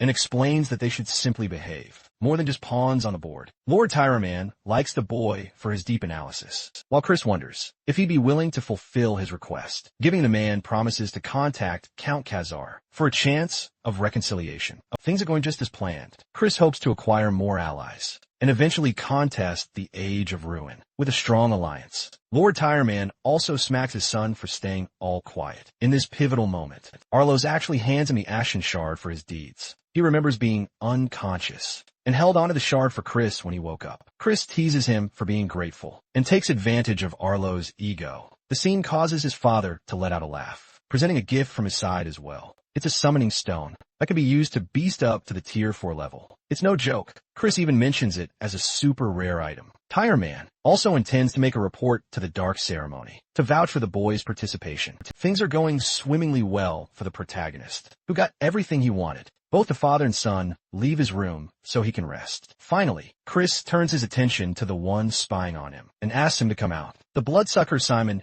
happily makes his presence known, shocked that the boy noticed him, even when Lord Tyraman could not. The chief steward of the Dark Mage clan has been meaning to exchange pleasantries with him. He's one of Lord Noga's top men. Chris suddenly remembers that this bastard is the master of the Blood Shadow Corps. Let's talk about the Blood Shadow Corps for a moment. It's a maddened group of individuals who commit slaughter and terrorism without caring for consequences. These guys don't care if their enemies are the Empire or the Light faction and their leader. He's an 8-star level demon who cracked into the 9-star level by the Age of Ruin event, becoming the 10th Demon King with his might. This same dude is a reason for their close encounters with death. As for Simon, he just so happens to be the legitimate blood son of the Demon King. Simon is impressed by the young master's performance so far and even reveals his knowledge of Chris, wiping out a demon on his own. The revelation is shocking because he clearly killed the surveillance bat. And even then, this dude ended up knowing about what went down. Chris tries to feign ignorance, but the sharp steward isn't ready to let him fuck around. He remembers visiting the cave, where not even a single trace of the demon was left. This meant that reverse summoning hadn't been used, and it was Chris who dealt the final blow. Now the only question left is how. How was he able to wipe the demon from existence? Also, the steward makes it very clear. He'll report this conversation to his master. Fighting back, Chris expresses that he isn't planning on exposing his trump card, despite Simon's insistence. He reminds the bloodsucker that he wasn't going to let his secrets out just because of the elder clan head. Observing this side of him, Simon assesses that this boy is like a beast who likes to hide his claws until the end. He finds him even more amusing now. Even more, Chris catches him with his words. You see, there's just no way to tell the difference between erasure and reverse summoning, which is why Tyron couldn't tell either. But Simon, for some reason, was so adamant in his certainty. In use of full erasure, Chris wonders why. Chris finally drops the bombshell against the aggressor, revealing that it was Simon who summoned the demon in the first place. And he amused the possibility of reporting the truth of the incident to Lord Noga. After all, the incident did put multiple noble families to be placed in harm. Realizing he's cornered, Simon assumes full responsibility. But Chris is fine with not reporting the truth, because he's playing the long game of keeping the chief steward in debt. The bloodsucker sharply notes that he's making a deal, and gleefully admits that he's done an act of mercy. He vanishes hoping to meet him again, though he left. Chris understands that this guy is one of the main variables for the Age of Ruin event. That means that you gotta have a good relationship with him, so that he bears the capacity to alter the dark future to come. I don't know about you guys, but I'm really loving the main character's actions to fulfill his future plans. Every action is intentional. Marie is finished with their preparations to head back to the main estate. He's surprised to see Aloys greeting them, to ask if they were about to leave. Policing his title, Chris reminds him to use the word he gave him, despite being 2 years younger than the third prince. Anyway, Aloys actually came here with a warning. He remembers Chris dubbing them as family, so he thinks it's only right to share this information. Aloys tells him to be wary of Loin's schemes, as he was the main opposing force against his participation in the ceremony, especially since Chris is just a 2-star mage. Then there's the fact that the main family possesses the best elixirs and the strongest techniques, as well as the blessings from demons. In short, Chris is going to be destroyed at their hands if he's not careful. But the confident genius offers a warning to Aloys, instead insisting that he does not participate in the upcoming ceremony. For his own good, this puts Aloys in a state of rage, because he realizes this scoundrel wants to hoard the dark magic for himself. Also, Chris declares that he's going to crush his opponent, no matter who stands before him in the dark ceremony. And that's about it for their discussion, as he tells Marie to move, once again repeating his warning to Aloys. Having reached the house of Count Khazar, Thurn is shocked that his brother left for his training. Shortly after his return, apparently, he wants to be left alone until the dark ceremony ritual. Thurn ends up chasing after his brother, funnily still addressing him by that long-ass title. He wants to duel him to uphold the promise, while Chris is rather impressed by his brother's steady growth to reach the mid 2-star level, though he wants to decline in favor of his training. Chris remembers that his brother was also going to participate in the dark rite ceremony. He recommends postponing the duel until the end of his training session and promises Thurin that he won't delay any longer. Agreeing to the compromise, the kid brother leaves him with an impression of stubbornness. It reminds Chris of a certain person he knew in his past life, sitting alone in his room. He understands that he's got an entire month before the event of the ritual, so he bites down on the ebony orb, cringing at the bitter taste as he crashes on his bed. Its dark energy is even more chaotic than he imagined. But to his amazement, he also senses a glimmer of light energy. From within the orb, he wonders if the Karatso beast's emotions made an impression on the orb, and also realizes why. The demons have a hard time absorbing the ebony orb still. That didn't matter to him, as long as he could become one with the light force. Normally, demons wasted this kind of energy, but he wasn't planning on letting an important resource go to waste at last. He absorbs all of it into his light core, the power changing him to his very senses. Chris closes his eyes shut, implying the completion of the process. The scene cuts away Lady Eyeline, who is handed a report of the Ebony Hunt's investigation. By her servant, she's been keeping an eye on Chris, who apparently survived an encounter with a demon during the hunting event. Half a month later, since Christian got back from the Tyraman debacle, Thurin stormed his big brother's room for their promised duel day. As soon as Lil Bro entered, he noticed a significant change in his brother's aura. Christian was quite amused. That young Thurin came first thing in the morning. For a quick pummeling, Lil Bro was speechless. Christian's dominating presence is leagues beyond what it was just half a month ago. His word is his bond. Since Thurin is so desperate for a beating, that wish shall be Christian's command. But they'll only duel if Thurin agrees to give up on the upcoming scared dark right upon losing. The right is a brutal competition. Weaklings should just stay out of it. Incensed at being called a weakling, Thurin drew his blade. Since Lil Bro is blind to brotherly concern, Christian will just pound the lesson into him until he learns. Thurin charged forth with full confidence, only to get beaten so badly that he ended up bedridden.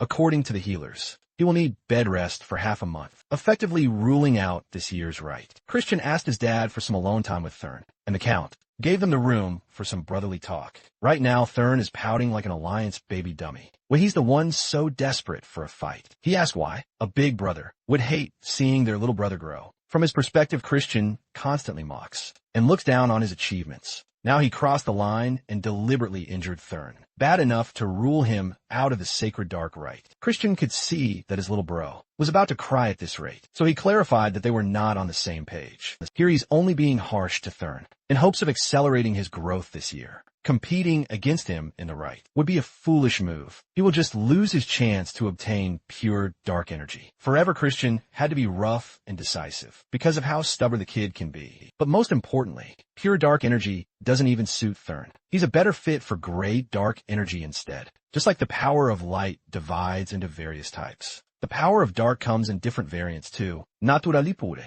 Dark energy is widely considered to be the highest attribute, and form right below is the gray dark energy, a type especially suited for cultivating curse magic. Thurin should have progressed enough to notice that. He finds it easier to advance in curse magic than swordsmanship, since Christian can't tell the kid that he saw him become a prolific curse magician. In the future, Big Bro had to come up with a decent excuse. He alleged that he could tell his brother's affinity through their spars because he was fighting all out as well. In any case, taking in pure dark energy before mastering gray dark would just prove detrimental in the long run. Of course, absorbing a higher attribute has its perks, but in Thurin's case, he'll just be impeded by its unique properties, effectively slowing down his progress to a crawl. So passing on this year's rite is the right move. This is Christian's sincere advice as an older brother, rooting for his little bro's success. Thurin felt that in his heart. Taking out something from his pocket, Christian gave Lil Bro the ash pill as a gift. Ash pills are extremely valuable, but Christian was just scammed by a scammer, so it's all good. Besides, he had already eaten something much better than just an ash pill. Thurin was moved by his brother's words and actions. He was wrong to think that Christian was just being an asshole still. If he was capable of changing for the better, why did he behave like such an imbecile? Even while their mother was on her deathbed, she had to suffer through so much heartache, even though Chris wasn't in control of this body. At that time, he felt guilty. He was simply a different person who didn't understand back then. A few days later, the cathedral of the De Baron family was filled with Rococo luxurious carriages. Coming out of one of them is our boy, Christian Van Baron Kazar. It was a long journey, and he needed a good stretch. He knows the main family didn't even bother opening up a warp gate for him, out of spite and pettiness. When he becomes the clan head, these old shits will pay, since they've arrived at their destination. Marie can freely go out now. She can already imagine having a date with just the two of them, hearts fluttering, even though banshees don't have hearts, because the main family is limited to bringing only one companion. Christian has to bring Marie, since they are attached to one another by a pact. As soon as he stepped out of the carriage, he became the silent topic of everyone around.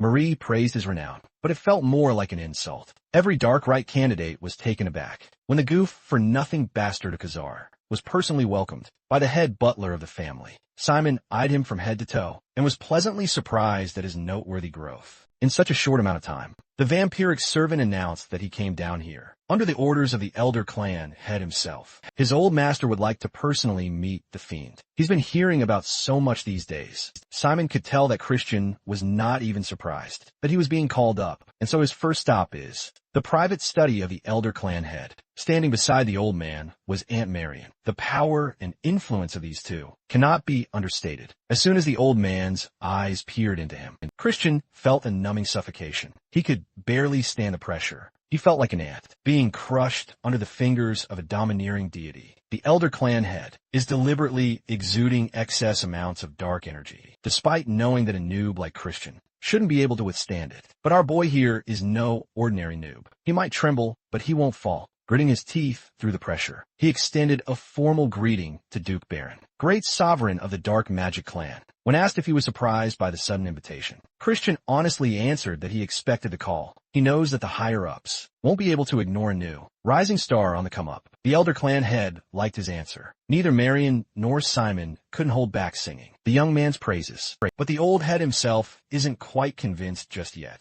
In his old-ass age, he believes that only time will tell whether a great seed will wither or grow. Who knows, Christian could just be a sapling that wanes as soon as he sprouts above ground. He did not refute the old man's take on managing expectations for the new generation, but he added that he could become a sapling that surpasses every prospect, growing into a great tree. Perhaps he's an abnormality that can even overshadow the greatest of trees. At the very least, he guarantees that the old man won't be disappointed. After a brief pause, the elder clan head smiled and placed his hopes upon Christian. Upon dismissal, he gave a respectful bow. As soon as he's out of the room, Aunt Maria asks the old man what he thinks about the young man. The elder clan head admitted that the kid surpassed his initial expectations, but he also fears that such great talent is fated for a more turbulent path, especially now that bloody winds are blowing towards the magic empire. Still, a small hope sprouted in this room today, and that's on the rare things. That gets the old man's blood pumping. That Khazar child might indeed be able to fulfill the old man's long-desired wish. Night came, and the banquet for the sacred dark rites. Eve commenced. Servants announced the arrival of Count Khazar's eldest son, and Christian Van Baron Khazar, dripping out of his gorge, came walking in like royalty. The hot topic of today's whispers is the fool's meeting with the elder clan head. Earlier in the day, some people suspect that he might be some kind of boy toy instead of being offended. He took these nasty rumors as a compliment to his looks. It doesn't help that Marie is always there. To feed his delusions, the first thing Christian spotted was the servers handing out drinks. Finally, he can have some real booze, and none of that non-alcoholic back home. Unfortunately, the servers are quite strict in forbidding underage drinking, even though most of these kids have probably killed people before. Instead of alcohol, he has to settle for more ginger ale. What's the point of living with friends if they're all killjoys and sticklers for rules? Christian is in misery. Everyone's attention was snatched by the arrival of the next batch of guests, the young lords and ladies of the clan. As soon as the gates opened, an air of nobility graced the room, for people dressed in ornate fabrics made the entire banquet hall stop and stare in awe. Leading the pack is Esh de Baron. The second young lord following is Julian de Baron. The first young lady next is Jupian de Baron, the second young lady. Lastly, there is the third young lord, Misag de Baron. Some hidden forces were quite disappointed that the first young lord, the madman, was absent. Christian is focused on what Esht will say to him, the victim of his little game, and the one who sullied his reputation in court. Esht said the worst thing he could possibly say was nothing. He just walked past Christian, as if he had not even registered in his field of vision. The bastard didn't even breathe in his direction. That just proves that one of the leading succession candidates sees him as someone no better than a bug. When first young lady Julian walked past Christian, He found his stare lingering for a long time. Aunt Marion once cryptically warned him about this woman, but he didn't sense anything particularly out of the ordinary with her. He'll just figure out her deal later. He's done enough recon on the competition for today, just as he was about to walk back to his accommodation to prepare for the long day tomorrow. A butler approached him.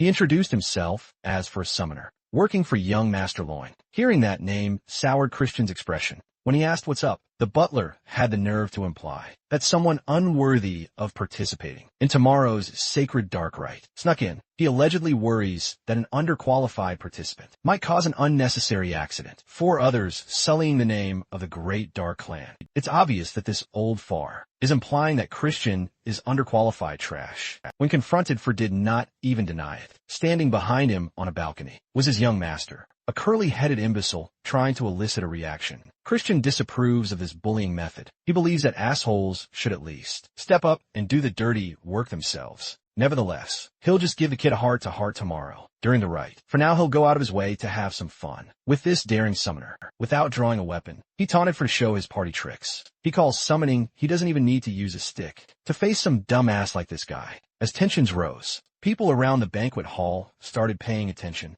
The commotion even made the first young lady smile in a strange way for some reason. Just a few seconds later, the guests were flabbergasted by the incredulous display in front of them. Fur is on his knees, desperately trying to protect himself from evil spirits ganging up on him. Meanwhile, Christian is using one of the spirits as a chair and 2 more as his willing servants. Everyone was dumbfounded. They've never seen anything like it before. The summoner 4 initiated combat by summoning his evil spirits without warning. Instead of tearing the target apart, they turned on their summoner with Christian's single gesture. He gained control so fast that it looked like he used a cheat code. He even sensed young Master Luan's will, trying to interfere, but it wasn't that big of a deal. The curly-headed bastard looked like he was about to explode from embarrassment. It's simply unbecoming of a direct heir to the clan. This bum should have just challenged him directly, so they could air out their grievances quickly. Shameless, as always, Loan asserted that the attack had nothing to do with him.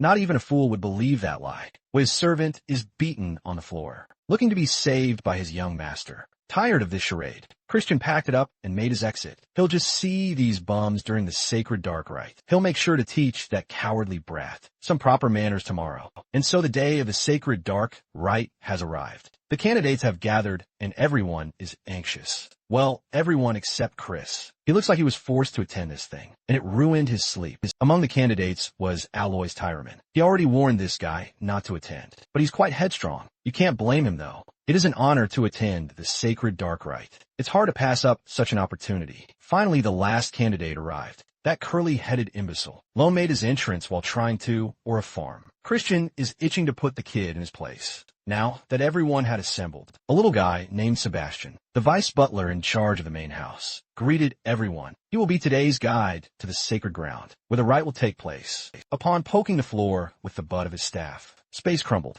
and an endlessly descending staircase appeared, heading down a dark void. No one expected the testing to be underground. In truth, this is simply an illusory art that materializes imaginary space. Christian was the only one who noticed. Sebastian wordlessly descended the stairs, as if he were taking a casual stroll. The participants immediately followed suit, afraid that they might get left behind. After a seemingly endless descent, they found themselves in an illusory hall of recursion. Sebastian is still at the front, walking at a brisk pace. The participants following him are giving it their all, but most of them are quickly approaching the limit of their stamina. The underground terrain was bizarre. They had to scale steep slopes and walk through winding paths. Even Loin, widely believed to be the front runner, is struggling to make things worse. Sebastian, the hunter, ex-hunter examiner, looks like he can keep going at this forever. Upping the stakes, he informed the participants that the ground would not support those who lag behind. Immediately, 2 of the participants at the last fell to nothingness as the ground collapsed. The other, exhausted and fearful representatives of their families, didn't have the time to think about what just happened, as Sebastian kicked the speed up to another notch. Instead of a brisk jog, he went on a full-on sprint with his little legs. Moments later, the number of people that can still keep up continued to diminish. Luan looked behind him and scoffed at the unworthy pests who couldn't hang with the big boys. He was then jump-scared at the sight of the handsome devil. Christian Kazakh locked in on the track. The monster is not even sweating. when all of his peers are running on Will alone. At this point now that they're at the home stretch, he decided to mess with Lone a little bit, taunting him for being an all-bark, no-bite dog panting for breath. As a direct heir, Lone should be performing at a higher level than he is doing right now. They fed him with a bunch of resources from a young age. After all, in Christian's eyes, every single one of these kids is a fool who's making their bodies needlessly suffer for not using their brains earnestly. Running inside an illusory space is the stupidest thing you can do. While everyone's doing deadly cardio, Chris's stamina is not even slightly depleted. All he did was twist one spell, and he's practically invincible in this place. Sebastian took note of the only participant who saw through the crooks of his calling process. It seems like some higher-ups have already clued him in about the young master of the Khazar family. Finally, the 4 remaining survivors reached the end of the track. 3 of them gasped for air, while Chris chills like a villain. Aloys can't fathom how one can be unscathed. After that hellish march to mess with him, Chris advised Aloys to simply train his body more. Suddenly, a dancing light and an unsettling voice demanded everyone's attention. The voice expounded that this scary ground contains the purest of dark energy. Thus, it's aptly called the sacred darkness. The light took the form of an unsettling woman that some of you would call Mommy in a heartbeat. She is Ryu, manager of the sacred ground. Today, the young masters and mistresses will be attempting to obtain the great pure darkness, just like the 3rd ranked demon king, the dark destroyer progenitor of the dark magic clan, once did, raising her hand. Ryu drew winding lines of light on the floor. Since there is not enough darkness for a 4-way share, their worthiness will be tested by the demon beasts, waiting in each separate pathway. Simply put, they must traverse a random path, and whoever arrives first can claim the ultimate prize. If that's the case, unforeseen mishaps could occur between competitors. During the ride, Rahu explained that conflicts are not grounds for disqualification. Since everyone will be taking a different path, chances of a clash are slim to none. But on the off chance that a fight does arise, a full-on brawl is discouraged. For the more time they waste bickering, the better it will serve the other competitors. Ryu's final advice for success is to focus on one's own safety. After a count of 5, she wished them good fortune and signaled the start of the race. Sebastian turned to his co-worker to try betting some blood juice on who'd win, but Ryu wasn't interested. She's already gone. The seemingly unshakable vice butler was incensed. In one of the pathways, Lone Van Baron eventually encountered his first beast. Horde, it was a pack of flame-spitting 4-eyed wolves. They howled and lunged at the curly-headed freak, coating his hand with dark energy. He faced the pack head-on. In just a few seconds, he unleashed a chain of moves that targeted each wolf's fatal spot, killing each one in a single hit. He correctly gauged that these pups are low-ranking, 2-star magic creatures at best. They're practically cannon fodder against an upper 2-star fiend like Lowen. Currently, he's more interested in imagining Christian having a hard time on the path he took. According to the rules, each path is supposed to have the same distance, and trials laid out for fairness' sake. However, the curly-headed freak bribed a mage to fill Christian's path with some stronger demon beasts. The bastard of Khazar will surely come across some deadly foes, and his tragic fate will look like an accident, since any death that occurs during the sacred dark rite is ruled out as an unavoidable casualty. Lowen's plan should be ironclad. A few minutes later, Lowen arrived at the door of the sacred ground. Seeing that no one was around, he celebrated his win. He failed to notice someone else standing near the door. Christian had been lounging in this spot for a while. Now he's been waiting for Lowen's slow ass to arrive, to the point of boredom. Knowing that his plan should have worked, Lowen was confused. He accidentally blurted out that Christian's path should have been crawling with much stronger monsters. Lowen really is just a stupid kid who can't even keep his plot a secret. Christian suspected some sort of tampering at the level of difficulty in his trial, so it's nice to hear some confirmation from a culprit. Lowen tried to act all high and mighty, like he always did as a main family member. But that shit won't work here. He cried that clashing with competitors during the rite is taboo while charging his fists with dark energy. Trying to play dirty, he lunged forward, trying to knock Christian out with a haymaker. Christian leaned backward, making the punch go wide, keeping his eyes open. He studied the prick's magic combat art. He assessed that's a combat technique that explodes potent magic power at extremely close range. It can also be used to snap an opponent's joints. And following the first missed attack, Lone started throwing random punches. At breakneck speeds, he is pushing his attack rate to the limits. But Christian is an expert at acting like a slippery rat. Finally, the bastard of Khazar seemingly dropped his guard, and an opening presented itself. Being the amateur that he is, Loin bit as he closed in. Christian took delight in talking trash. Loin was easily baited by a false opening, leading to a quick arm grab, quickly shifting the arrogant young master's momentum against himself. Christian applied, increasing pressure on the arm. With a smile, he warned Loin to suppress his cry as best as he could. For the next few minutes were about to be hellish agony. The pressure on the arm lock steadily increased, until the sound of joints snapping echoed. In front of the dark, sacred ground, a guttural scream of agony bellowed. A few hours later, the last of the final four arrived. Panting exhausted, from the waves upon waves of monsters he had to clear, it was none other than Aloys. Much to his surprise, he found Christian casually waving at him. At the finish line, lying unconscious on his feet, were the other survivors. Christian was quite annoyed that Aloys was so ass, that he had to wait for so long. Since they are acquainted with one another, he gives the kid a choice to feign on his own, or if he needs a little help. Quickly realizing what was happening, Aloys gathered dark energy in his palms, ready to defend himself since they last met. He hasn't been sitting on his ass and doing nothing. He improved too. Unfortunately, for him, no amount of training could bridge the gap between a god and an ant, leaving his victims here for the elders to find. Should be fine 5 years from now. The first great war against the Alliance will inevitably break out. By that time, Christian needs to have the Dark Magic clan within his grasp to do that. He must be greedy. He cannot share even an ounce of sacred darkness with anyone.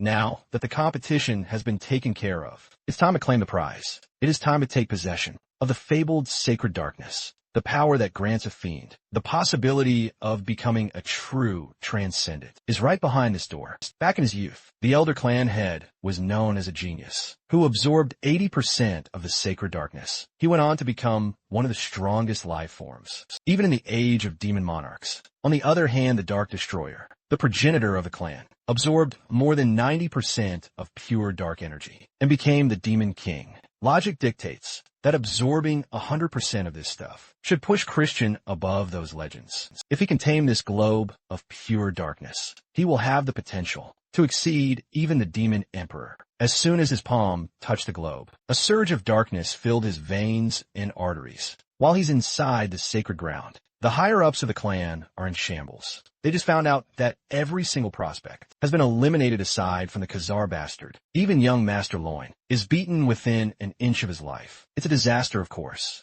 The old bats immediately jumped to the conclusion that Christian must have used a trick or a banned magic tool and demanded a thorough investigation. Before things got out of hand, the second young lady, Jupian de Baron, spoke up. She believes that the cheating bastard won't be able to enter the sacred ground anyway, given that he hasn't got out for 2 whole days. It must mean that he's already dead. They refuse to believe that the guy could absorb an exorbitant quantity of sacred darkness, non-stop. Even the Elder Clan head ran into an upper limit. Back in his days, they can't see a world where Christian could do better. Once the sacred ground is done with him, there won't even be a corpse left. In truth, Jupian is seething in anger right now. On the off chance that Christian is still alive, she intends to kill him herself. You see, when her father died during his battle against the Alliance, Luan and Jupian were adopted by their uncle, Viscount Langham. The siblings' footing within the clan is already shaky. Now that Lone failed to receive sacred darkness, it is bound to become shakier. No one will support her little brother as a serious succession candidate anymore. Jupian will make sure that the bastard of Khazar pays for this indignity. She crazy, even the clan servants are talking about the good for nothing, stuck inside the sacred grounds. The consensus is that he's already dead, punished for being greedy and not knowing his place. His maid, the Banshee, has been waiting for her master without rest. The servants joke that the ghost of the master was bound to meet the ghostly maid soon. Annoyed by their rude chatter, Marie nearly beheaded one of the servants, while her heart is restless as she waits for the young master. She won't tolerate nosy bitches disparaging his name. If she hears any more of that bullshit, Marie threatens to turn them into ghost puppets. In truth, Marie just wants to see her master's face again. A man who makes a maiden wait is not cool at all. Speaking of the man, subject to speculation in the outside world, Christian is currently floating in an unending void of darkness that chokes the breath from his throat. He just reached the 70% mark of absorption. The process turned out to be a lot harder than he expected, but he's determined to endure it no matter what. He's still far from 90%, the point where the real test begins.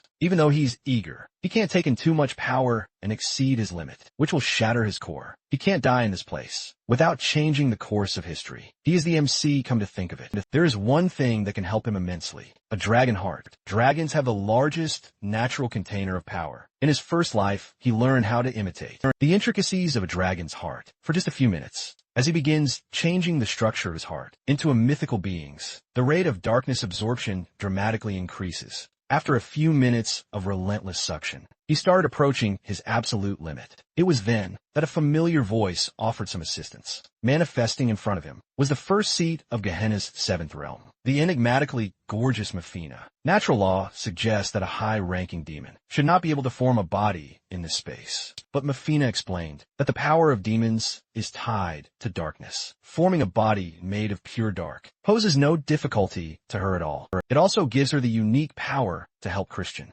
In this instance, without any conditions, no strings attached. In his crusade against demonic beings, Christian had never heard of such a transaction before. Mafina laughed at his uncertainty and insisted that she was just moving on a fleeting whim. There are no deeper intentions to her actions. All he has to do is take her hand and take in all of the sacred darkness. 1 week later, the elder clan head is having tea time outdoors, with Simon attending to his needs. Even the old man is waiting on the possibility that the kid is still alive, given that there has been no news for an entire week. Aunt Marion could not make sense of why such a smart boy would fall for such reckless greed. Simon relayed that most of the higher-ups, especially Viscount Langham, agree that they should make a ruling soon. The Viscount wishes to close the pathway leading to the sacred ground soon. They're just waiting for the elder clan head sign off, while the old man doesn't like being pressured by wicked brats. Calling Simon a blood drinker like it's a slur, he asked his loyal servant about his opinion on the matter.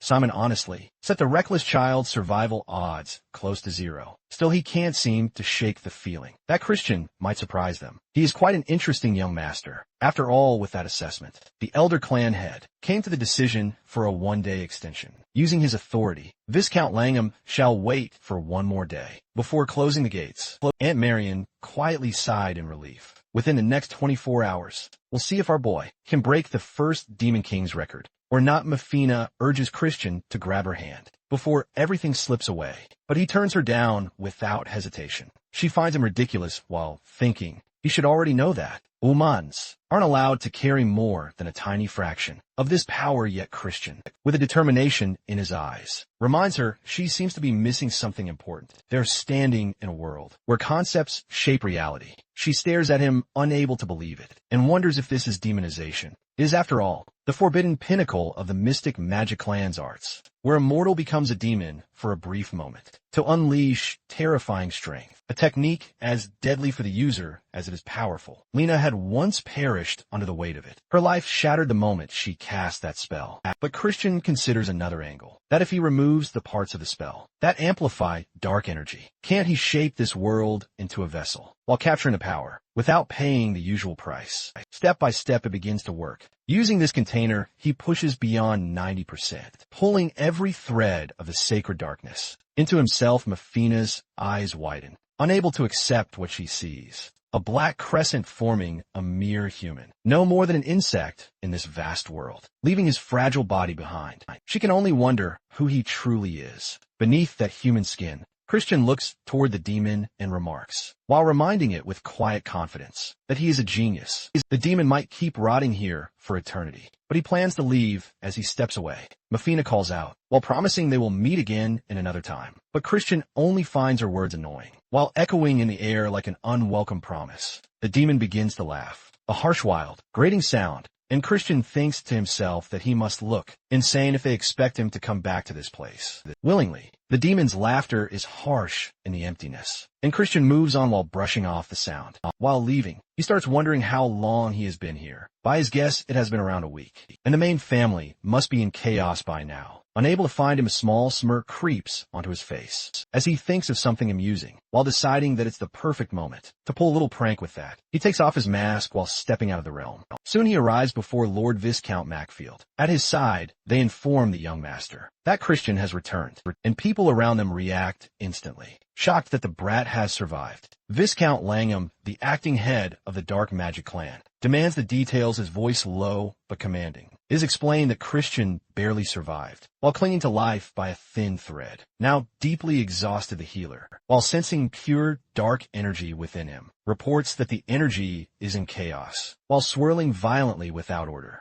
Everyone quickly realizes it'll be nearly impossible for Christian to control this dark energy properly. In the future, they quietly acknowledged that there was no way someone like him could have absorbed more than 80% of the sacred darkness. All that precious sacred darkness now feels wasted because of what they see as his selfish hunger. Someone suggests he should be held responsible for this. While addressing Lord Viscount directly, the Viscount takes note of it, while dismissing the gathered voices with a flick of his hand, and ends the meeting for the day, while sending them away afterward. He turns to Macfield, while questioning if the reports are accurate. Macfield confirms it, while explaining he saw Christian beside the healer, and it was clear something was wrong with his core. The Viscount then adds that Loin, and Macfield agrees on it. In reality, Loin was meant to be the young lord, the sacrificial pawn, the key to their plan with the Poison Magic Clan. Their grand plan to wipe out the Poison Magic Clan, alongside Jupian, now has to be delayed. And the Viscount quietly notes how even their father has begun to show interest in Christian, while understanding that one small fish can disrupt the flow of an entire river. Finally, the Viscount instructs Macfield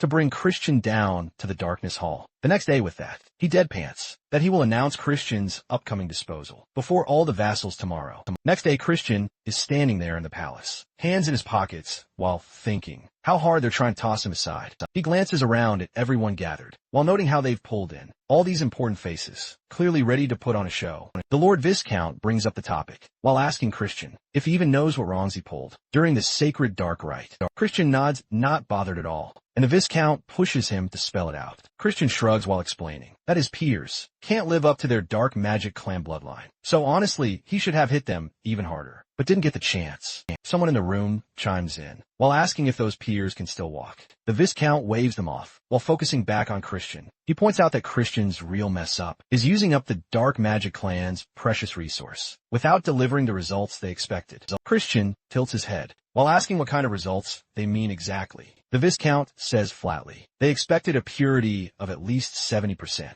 Christian raises a brow while wondering aloud what sort of punishment he's looking at if he didn't hit 70% or higher. The Viscount lays it out that Christian won't get any dark magic techniques. He'll be banned from the main house for good and forget about inheriting the house of Count Khazar. Christian leans back while asking how exactly they're planning to judge his results, while pointing out that even the clan head seems unsure how to measure it. Eshet, who's sitting nearby, raises his hand while calling Christian dear younger brother. He offers a solution while saying that even if Christian's core is a mess, a dark energy clash can still test how pure his energy really is, since Loin has absorbed 70% of the sacred darkness. If Christian can beat him, that should prove Christian has pulled off something bigger. Everyone knows this. Dark energy clash is a straightforward, brutal way to see whose dark energy is stronger. Same amount of dark energy. Christian with pure energy crushes the other instantly. When energy of similar ranks clashes, the higher purity always wins, and it can easily wreck the loser's core. Christian thinks Eshet is even sneakier than he gave him credit for, but agrees to the challenge. He tells them that if he proves himself here, the Lord Clan head better back him up and let him take on the test of a young lord. Eshet agrees while saying it doesn't matter if someone's from the main family or a branch. Strength rules in the magic empire. People around them look shocked while whispering about what's happening. Eshet also mentions that if Christian doesn't have full control, this clash could damage his core. To match Christian's level, he says he'll only use beginner 2 star dark energy, although the purity difference will still be there. Soon both of them are standing across from each other, ready to go. Christian cracks a small grin, while telling Eshet he doesn't need to hold back, and maybe he should worry about protecting his own precious core. Eshet, a bit amused, thinks he's curious to see what Christian's dark energy is really like. Then the duel kicks off. Both of them start throwing out their dark energy skills, while pushing and pulling power against each other. Eshet's eyes go wide when he realizes Christian is redirecting his attacks without even building up his own energy. Thinking fast, Eshet considers bumping up to expert 2 star dark energy. Disappointed with what he's seen so far, annoyed, Eshet challenges Christian about his earlier confidence.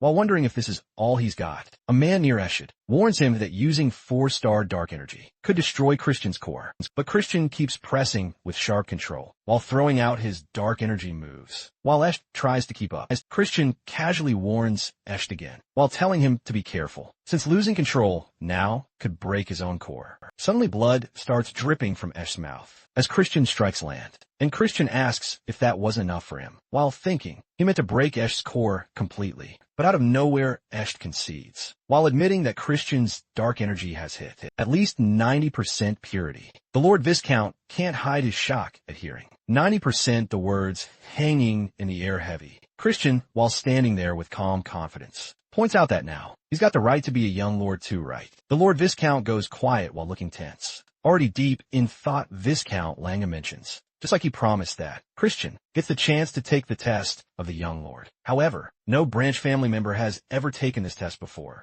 Acting as the current clan head, the Viscount mentions he will randomly pick a trial for him. Christian realizes in his mind that the Viscount plans to hand him a trial that would be impossible to clear. Furthermore, the Viscount notes that Christian's abilities will be judged at 2 separate stages initially. He needs to showcase his talent afterward. He must accomplish a feat worthy of a young lord. Christian quietly wonders about how to display this talent, and the condition is clear that he has to reach 3 stars within 3 months. Christian feels confident inside, while thinking he is a genius, and reaching that goal might not be too tough for him. The Viscount then expresses anticipation to witness what Christian manages to accomplish within those 3 months. Later on, the Viscount spends time with Eshid, while expressing his disappointment toward him. Eshid admits his mistake in underestimating Christian, which also affected his own standing. Both agree they need to handle Christian before he turns into a serious threat. Viscount Langham reassures Esht, while reminding him of the reason they avoid taking in more than 70% of pure dark energy. The Viscount explains that the purer the dark energy one absorbs, the harder it becomes to raise its rank, and it becomes exponentially challenging. Thus, even reaching a simple 3-star level would take much longer for them. Compared to others, Eshid then wonders what happens when someone absorbs 90% of that energy. And the Viscount calmly remarks that regardless of Christian's talent, he won't be able to surpass that barrier. Meanwhile, Christian sits down for a meal when Rania arrives. While sharing that news of his recent performance has spread throughout the mansion, she feels her heart beating faster because of him, while expressing how charismatic she finds him. However, Christian feels embarrassed by her open words. Marie softly shares that during the time she waited for him, she came to understand her true feelings for him, while realizing how much she missed him, with each day feeling endless in his absence. At that moment, another lady steps in. While checking if Christian has any injuries, Marie casually remarks that with Christian's agility, there's no chance he would be hurt, but the lady insists on checking him just in case. While asking for his hand, she gently points out to Marie that it's all right to admit she worries about him. She wonders aloud if she is really the only one concerned, while mentioning that only Hero Evan seems worried. Meanwhile, Christian reflects quietly, while realizing it has been a long time since he has felt this warmth. Ever since he fled that cruel clan that only wished for his death, his previous life has been nothing but endless bloodshed. Yet in that dark past, he met hearts filled with kindness. Now he finally has enough strength to say the words he could never speak back then. In that moment, he softly expresses his gratitude to Marie. She appears puzzled at first, but he repeats his thanks for her patience and for waiting for him truly. A wave of happiness washes over her as she realizes he finally understands her true feelings, while making her heart pound even faster. Christian teases that she doesn't have a heart, but she quickly chimes in, while claiming that it's because he, the young Master Christian, has stolen it. He then mentions that since she waited for him, he should give her a reward, while suggesting they take a walk together. She's caught off guard, feeling overwhelmed, and checks if he truly means it. He confirms calmly, and soon as they step outside, he shares with her that he still needs to reach 3 stars in 3 months, while admitting it will be a tight challenge. Even with the guidance of the branch family tutors, it will be hard, and managing 90% pure dark energy alone is nearly impossible. Marie responds with a playful remark, while noting that he still seems eager to stir up trouble everywhere he goes. Suddenly, Christian's aunt arrives, and he greets her respectfully. She observes that perhaps is not the best moment for him to wander in the garden so carefreely, while questioning whether he has found teacher to assist in his training. Christian lightly suggests that perhaps she could take that role, but she declines without hesitation. He jokingly notes that she has raised his hopes for no reason, but she instructs him to follow her. Before leaving, he apologizes to Marie, while promising to meet her again at dinner, and she acknowledges his words. As he walks alongside his aunt, Christian admits he doesn't know who she plans to introduce as his teacher, but thanks her for considering him. She responds while explaining she doesn't think this is something to be grateful for, and stating he will understand once he experiences it himself. She warns him that the teacher is not gentle in his methods, and none of her siblings have managed to endure his lessons. However, she advises him to give it his best, as this is an opportunity he won't get again, and he should not let the teacher down. As they continue walking, they spot a young child nearby. Christian takes a glance and mentions to his aunt that the child seems to be lost. Christian asks the child about his parents, while gently ruffling his hair, but right after a sudden shock runs through him, his aunt quickly reminds him to show some manners and begin with a greeting. First realizing it, Christian nods, while recognizing that the boy standing before him is actually the clan head's incarnation. Then he offers a respectful greeting to the clan head. As Christian observes closely, he senses that the child's power has reached around 90% now, even beyond that. Christian acknowledges within himself that the boy has truly achieved something remarkable. The clan head humbly appreciates the praise, but mentions that it was still a reckless choice. While asking if Christian understands this, Christian confirms while knowing well what he means. The clan head then explains that, having absorbed 80% of the sacred darkness, even he has faced barriers far steeper than what others usually meet. He mentions that even their progenitor wouldn't have reached his stage if it weren't for the demon Emperor's grace. The clan head admits he can't even imagine the barriers Christian will face on his journey. Therefore, he offers that if Christian wishes, he can return a portion of his pure, dark energy back into the ether. With Christian's talent, he could manage around 80% of the dark energy, but anything more than that would only be considered greed. Taking a breath, Christian requests to speak honestly and brings up a question that leaves his aunt in shock. He points out that while the Dark Magic Clan might not match the Mystic Magic Clan or the Undead Magic Clan, known as the Heaven Above the Heavens, they're still seen as the weakest among the 12 noble clans. The clan head, curious, wonders if Christian thinks there's a reason for this view. Christian reflects and shares that while the Dark Magic Clan has flourished more than in past generations, much of it thanks to the clan head's accomplishments, people still say the Dark Magic Clan has lost something they once had. And Christian believes there can be only one reason: that the clan lacks enough individuals who have reached the absolute stage, above 8 stars of power. He quietly thinks about the future when the Demon King of Carnage will attack the Dark Magic Clan, and by then Nordia will already be gone. The clan will have no 8-star warriors left, and only a few 7-star fiends will remain within the clan, while leaving it vulnerable. When that dark day comes, they, along with the clan's 10,000 soldiers, are set to clash with the Demon King of Carnage. But in the end, they will fall, forced to serve him as slaves. It shows how crucial absolute stage warriors of 8 stars and above truly are for the clan's survival. There's no way. The elder clan head is not concerned about this future. The clan head acknowledges he understands well the fear of being crushed under the heavy weight of dark energy and losing the ability to advance further. Yet he wonders if Christian feels curious. Christian, while holding on to his determination, reflects whether his power will only strengthen the Dark Magic Clan, or if he will overcome these trials and rise beyond, while becoming a being of endless power. The clan head chuckles, while praising Christian's bold words, and hinting he hopes Christian won't regret them later. Christian feels a jolt of shock, and in the blink of an eye, he finds himself standing inside a dense forest. It is here he learns that the first step to inherit the pure dark energy is simply to survive. Suddenly, he senses danger creeping around him, while forcing him to scan his surroundings. With sharp focus, meanwhile, in another place, where the clan head and Christian's aunt are watching, she realizes that this harsh trial has come again. She gently reminds the clan head that tossing a 2-star child into a den of 4 magic monsters is a dangerous choice. The clan head teases back, while questioning if facing just one monster would even be enough for this trial. On Christian's side, while he is undergoing his test, he notices something moving and wonders if it is a rock lizard. At the same time, his aunt feels a soft ache in her chest, while wishing she didn't have to watch him endure such a cruel trial. The clan head calmly explains that, through the desperate fight for survival, Christian will face the true essence of pure, dark energy as understanding. It comes quickest and deepest, only when one is pushed to the edge of death. His aunt quietly hopes that Christian does not suffer too much. During this harsh trial then, the clan head casually checks in with her, while asking if she has prepared them. He brings out the sweets she made and hands them over. His face lights up with happiness, while mentioning how he always craves sweets. After using dark energy relaxing, he begins watching a movie, while noting how watching something in the dark feels the best. Settling in, he prepares to observe his grandson's training unfold.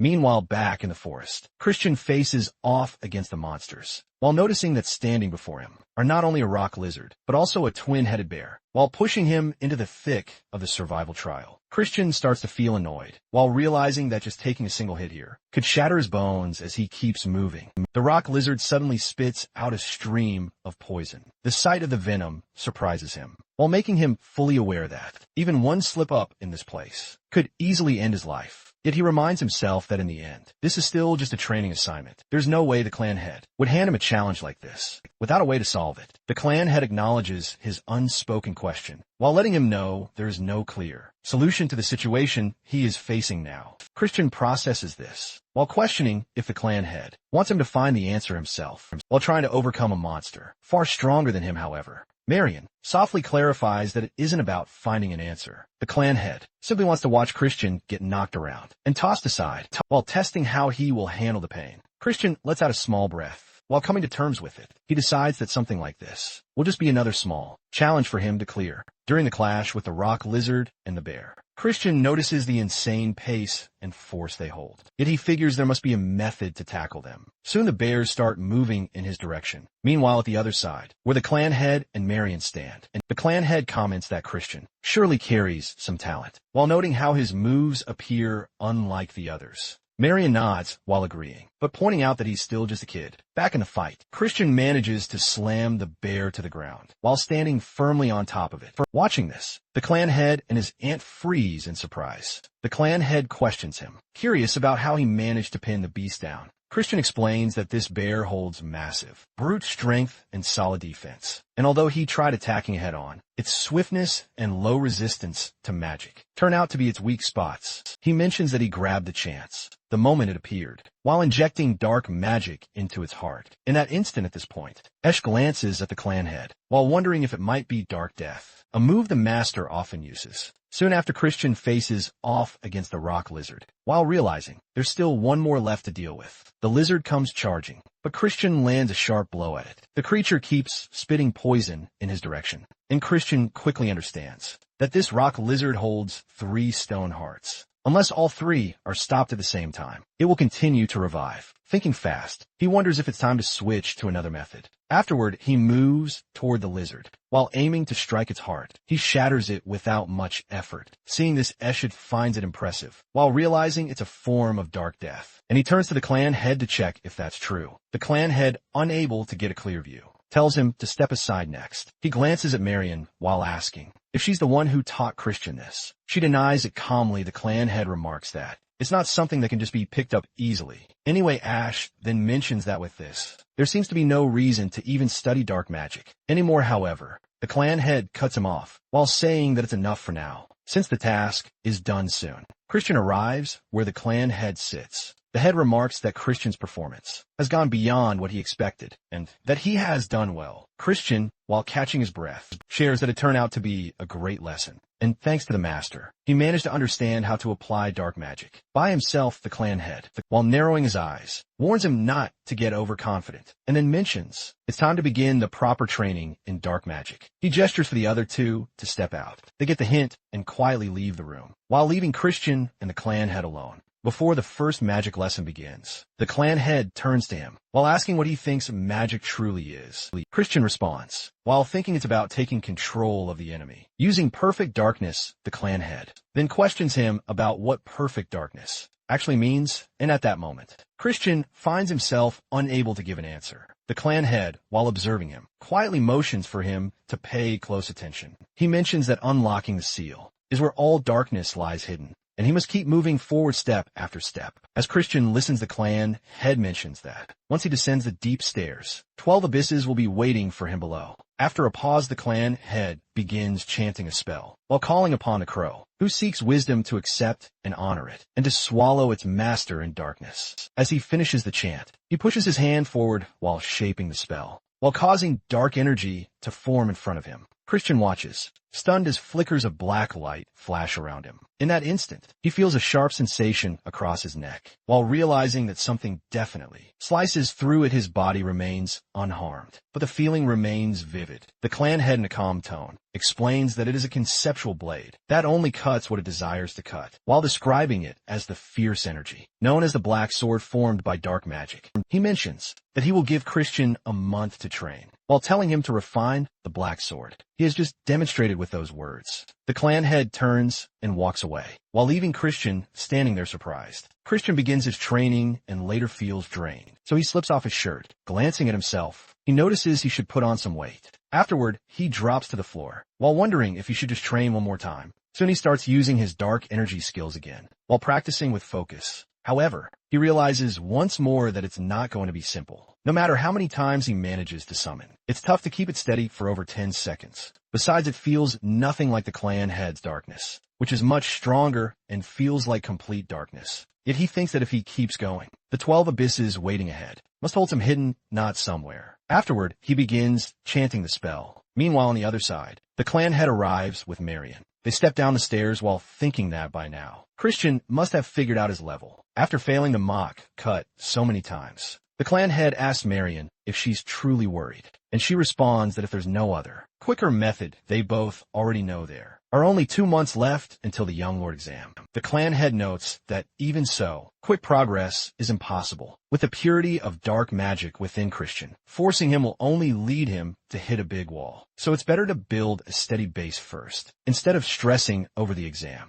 Then they walk over to where Christian is training. Christian notices them, while mentioning that he thought they would arrive. A bit later, they appear surprised to see him. Christian thanks him, while feeling grateful that because of his guidance, he managed to reach 3 stars, which is more than he imagined. Yet, as they can see, this is the best he can manage for now. It took him around a week to form the dark sword, which he once thought was just pointless. He now realizes that the vague words given by the clan head back then about the 12 abysses meant that each abyss stands for a vital trait of the dark sword. The clan head, while finding Christian a bit irritating, thinks that Christian has truly grasped the task, even managing to manifest the true dark sword. He reflects on how it took him at least a year to form a basic dark sword, and believes it would take a lifetime to understand all 12 dark magic and complete the dark sword. Yet Christian has managed to do it in only a month, while making him wonder if this is the ray of hope at the end of his long journey. Later, the clan head tells Christian to prepare for tomorrow, while hinting that he won't be teaching him easy lessons anymore. Christian, filled with excitement,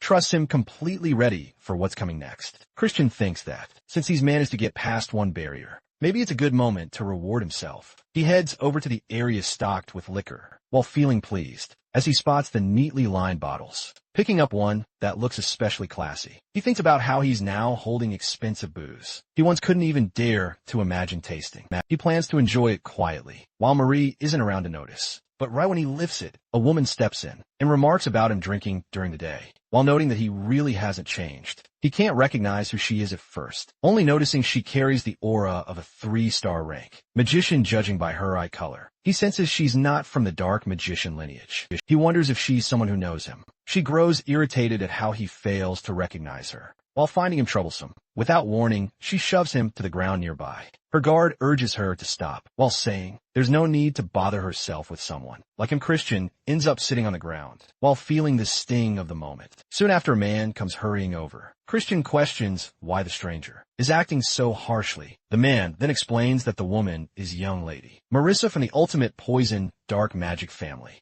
Christian's thoughts spin while realizing that if she's from the ultimate poison dark magic family, could she actually be his fiancée? However, the older man clears up the confusion while noting that she is in fact his ex-fiancée. Marissa steps away from that place, and her thoughts wander back to when she was 8, while sitting in a garden and feeling bored. Back then she believed that everyone would just gather around her brother anyway, so she couldn't understand why her father even brought her to this dark mage family event. Meanwhile, someone in the crowd notices her and starts wondering if she's the child born out of wedlock. They also think that maybe Duke Huang changed his stance, since his son can't have heirs, so he might need a daughter to secure a son-in-law. One day, around that moment, Christian walks over and asks why she's sitting alone. She becomes irritated and shouts that she isn't a kid. She's Marissa. Christian tells her his name, and she quietly wonders if he's the son of Baron Kazart. But then he advises her not to worry about the adults and reminds her that she can get even with them. Once she's older, hearing this, she quietly promises herself that she will do exactly, that she will grow into the strongest dark mage and crush the arrogance of anyone who looks down on her. Christian finds her resolve interesting, and she affirms that this is what's expected of someone from a dark mage family. He points out that, since she plans on becoming the strongest, it would be wise for him to stay on her good side. He reaches out his hand while offering to guide her around the house of dark mage. She feels hesitant at first, but then decides to accept and goes along with him. Now Marissa pushes that memory aside, though it still leaves a faint ache in her chest. Even if that engagement was only meant to calm tensions between the families, it kept her restless at night while wondering about the future they might have shared. But now she knows she's not that foolish anymore. Later, she rises from her bed and makes her way to meet Viscount Langham. He welcomes her kindly and asks why she's there. She reminds him that a relic has appeared in a neutral territory between their families. He acknowledges it and wonders how the ultimate poison dark magic family plans to handle the situation. Last time they kept the relic, so he questions whether they plan to surrender it this time. Marissa firmly states that giving it up is an option and points out that the dark mage family wouldn't back down if the roles were switched. The Viscount notes that she's proposing a fair solution, and she agrees while suggesting that both sides send exploration teams, with whoever finds the relic first getting to keep it. She also mentions that the team should consist of no more than 10 dark mages of 3-star rank or below. Viscount Langham asks if this is to prevent a direct conflict, and she confirms it while explaining that if both families suffer heavy losses, it will only benefit their enemies. She adds that the situation at the Demon King's castle has also been unstable lately. Viscount Langham agrees to her conditions, but brings up an extra condition. That makes Marissa wary. He clarifies that if the ultimate poison dark magic family breaks the agreement, the dark mage family will claim this relic, along with the last one discovered. Marissa asks what he means by breaking the deal, and he explains that he's referring to any underhanded actions, such as interfering with their exploration team, since traps and hindrances are what the ultimate poison dark magic family is known for. She assures him that there won't be any tricks, and accepts the added condition. The Viscount nods and asks if she will personally lead the ultimate poison dark magic family's exploration team, and she confirms that she will. He remarks that it seems he will get to witness the power of the famed myriad poison maiden for himself. Marissa tells him that on the day of the expedition, she will be ready and waiting for the dark mage exploration team. After their meeting, he gets up and moves to play chess. As he places each piece, he thinks about how to outmaneuver Marissa. In that moment, he realizes that this upcoming expedition will be exciting and suspenseful. 2 months slip by, and as the days pass, the season slowly shifts. During this period, Christian keeps pushing himself with relentless training. At the same time, he notices the people around him gradually changing. As well, some start acting differently while carrying hidden emotions tied to memories from past lives. Those who lose in competitions begin to quietly disappear one by one, while others, driven by jealousy, start preparing in the shadows while sharpening their weapons for the right moment. A few others begin to take cautious steps, clearly planning for what lies ahead. Later, Christian moves to the residence where Viscount Langham stays. Before long, Langham arrives with his associates, and without delay, he announces that the time has come for everyone to prove their worth. Hearing this, Christian instantly decides to show his strength in front of everyone. He swings his sword through the air with force and control, making it clear to all how skilled he has become. Meanwhile, Rowan stands among the onlookers, and when he sees the strike, his mind immediately thinks of the dark sword. The sight leaves him speechless, unable to believe the level Christian has just displayed. As Christian observes the crowd, he notices unusual reactions in their expressions, which makes him pause to reflect. He realizes that his demonstration has clearly left an impression, then a memory resurfaces in his mind. That is the clan head's warning, that Christian must never reveal the true strength of the dark sword to Langham. If he does, Langham might give him an even harsher mission. Next time, he was also told never to admit that he received more than the others. These words echo in his mind as he recalls them, while realizing that he held back today, just as advised still. The image of Langham's shocked expression gives him a thrill, while making him genuinely satisfied. After all, he has managed to impress everyone, while keeping his true power hidden.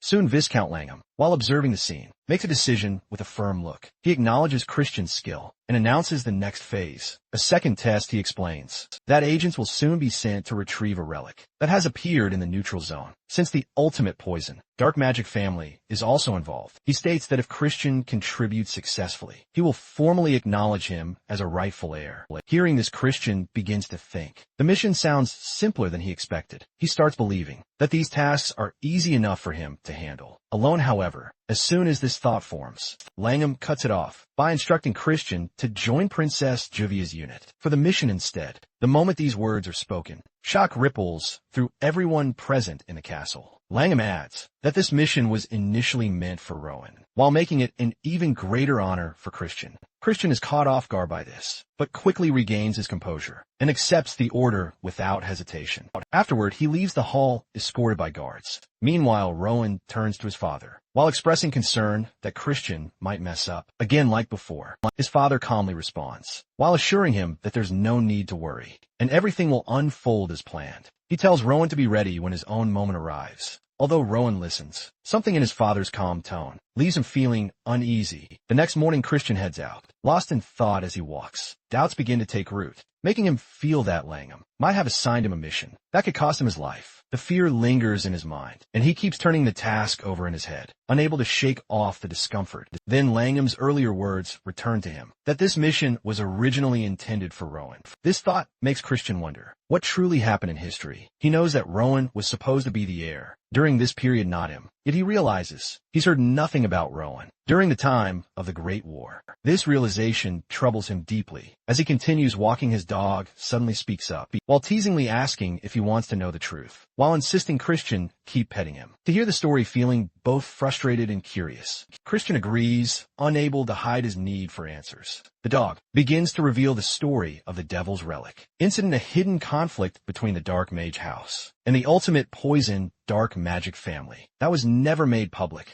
The dog explains that during the relic search, the Dark Mage House was wiped out, while the ultimate poison family also suffered heavy losses. Yet both sides kept the truth buried. More importantly, the dog reveals that this incident became the seed of a great disaster. Christian listens intently, shaken by what he hears, and asks why it happened. The dog continues while sharing that Nordione was killed by Marquis Langham's son. If that hadn't happened, the demon, king of evil blood, wouldn't have overtaken the dark mage family so easily. Because of that single death, the era of destruction arrived, much earlier than it should have. Christian freezes while absorbing every word. The thought that the Dark Mage House was destroyed makes him wonder if in this version of history, he is meant to die in Rowan's place. The fear cuts deep while making him realize that this mission isn't as simple as it first appeared. Instead, it's part of a larger scheme by Marquis Langham. After thinking it through, Christian understands that this is not just a test, but a dangerous plan. However, since he has no solid proof yet, he decides not to act recklessly. He reminds himself that he's only a third-level mastery and questions what he can realistically achieve. Right now, still,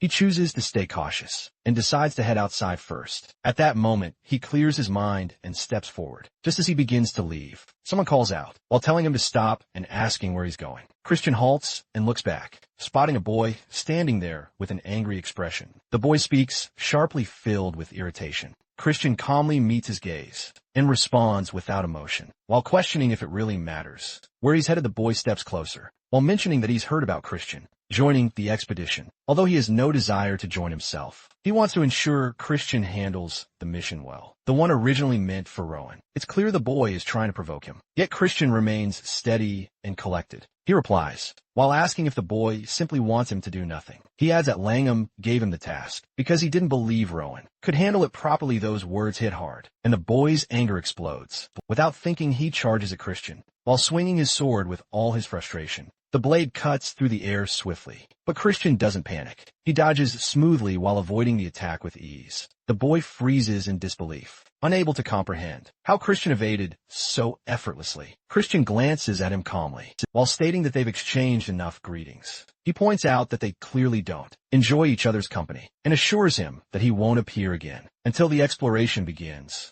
Then he turns to leave while mentioning that he has other tasks to prepare for. The boy watches him walk away, while throwing a final remark and wishing him luck with supply preparations. Christian continues on completely at ease. Behind him, the boy slowly lowers his sword, his gaze fixed on Christian's back. A clear thought forms in his mind as he realizes that Christian looked straight at the blade, without flinching, and only moved at the last moment, while allowing the attack to miss on purpose. In that moment, the boy understands that Christian is far more dangerous than he ever imagined. When Christian finally arrives at the town, the streets are already bustling with activity. All around him, numerous shops are painting their signs or setting up their displays. The colors feel loud, the smells of food fill the air, and the chatter of people surrounds him. Soon after, he picks out some food from one of the stalls and begins eating it casually. As he does, people nearby stop and stare, clearly surprised by his behavior. A moment later, the shop owner rushes over, but Christian simply hands over some money without hesitation. After that, while holding the food in one hand, he starts walking away while chewing. He quietly thinks to himself how long it has been since he last had proper meat.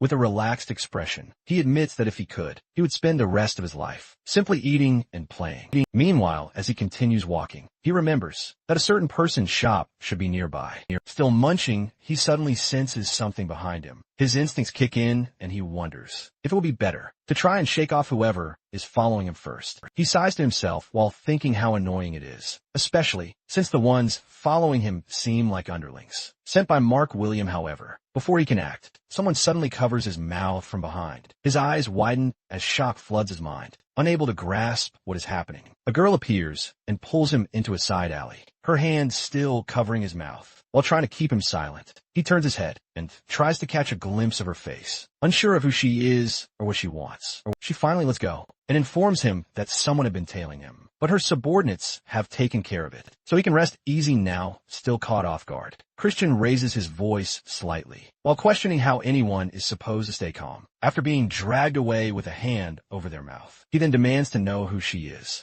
Calmly, the girl reveals her identity, that she is from the evil King Castle. His body freezes for a second after hearing that. Then the girl continues speaking, while explaining that she is someone trying to stop the ominous signs that have started spreading throughout the evil King Castle. She adds that it would be better if they moved now, and asks if he wants to come with her. Though stunned, Christian doesn't hesitate long. Eventually, he nods and tells her to lead the way. They begin walking with her slightly ahead of him. After a while, he asks how far they are going. Without turning around, she begins to explain what's really happening. Recently, people from the evil King Castle have been disappearing without leaving any trace. She tells him that the safe zones within the castle are also being destroyed one by one. Moreover, the evil King Castle itself is a region caught in constant conflict between three major families, a place originally ruled by fear. According to her, the heads of those families do not care about the life or death of their people. Because of that, she decided she needed the help of several families to root out the criminal forces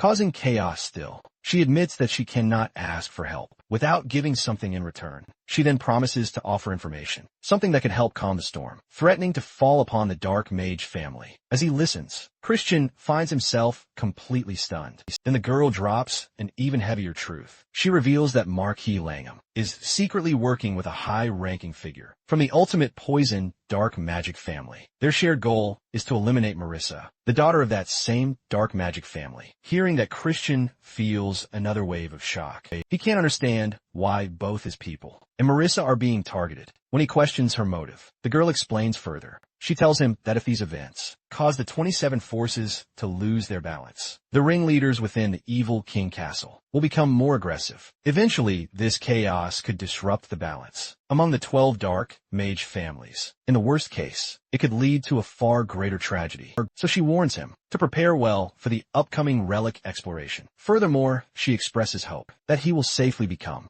the young lord of the dark mage family, strong enough to stand against those who try to ruin peace. As he hears this, Christian can't help but think that she even knows about his potential as the young lord. He assumes that her information network must be wide and powerful. However, he doesn't blindly accept everything. He questions how he can trust her, especially since she hasn't shown any proof. If she wants him to cooperate, she'll need to offer something as collateral. Frustration flashes across her face after hearing his request. Seeing her like that, he throws out a remark, while assuming she has nothing to offer. But before he walks away, she stops him. With a determined expression, she pulls something from her clothing and hands it to him. Christian's eyes go wide as he sees the item, but it's not something he ever expected. Without a word, he turns and walks away, his mind still filled with questions. Behind him, the girl watches quietly, her expression unreadable. Then she glances at herself and whispers to no one in particular, while wondering why she can't show her true self to Christian. A monster-like figure near her replies that it's for her own safety. If Christian ends up in danger and speaks her name,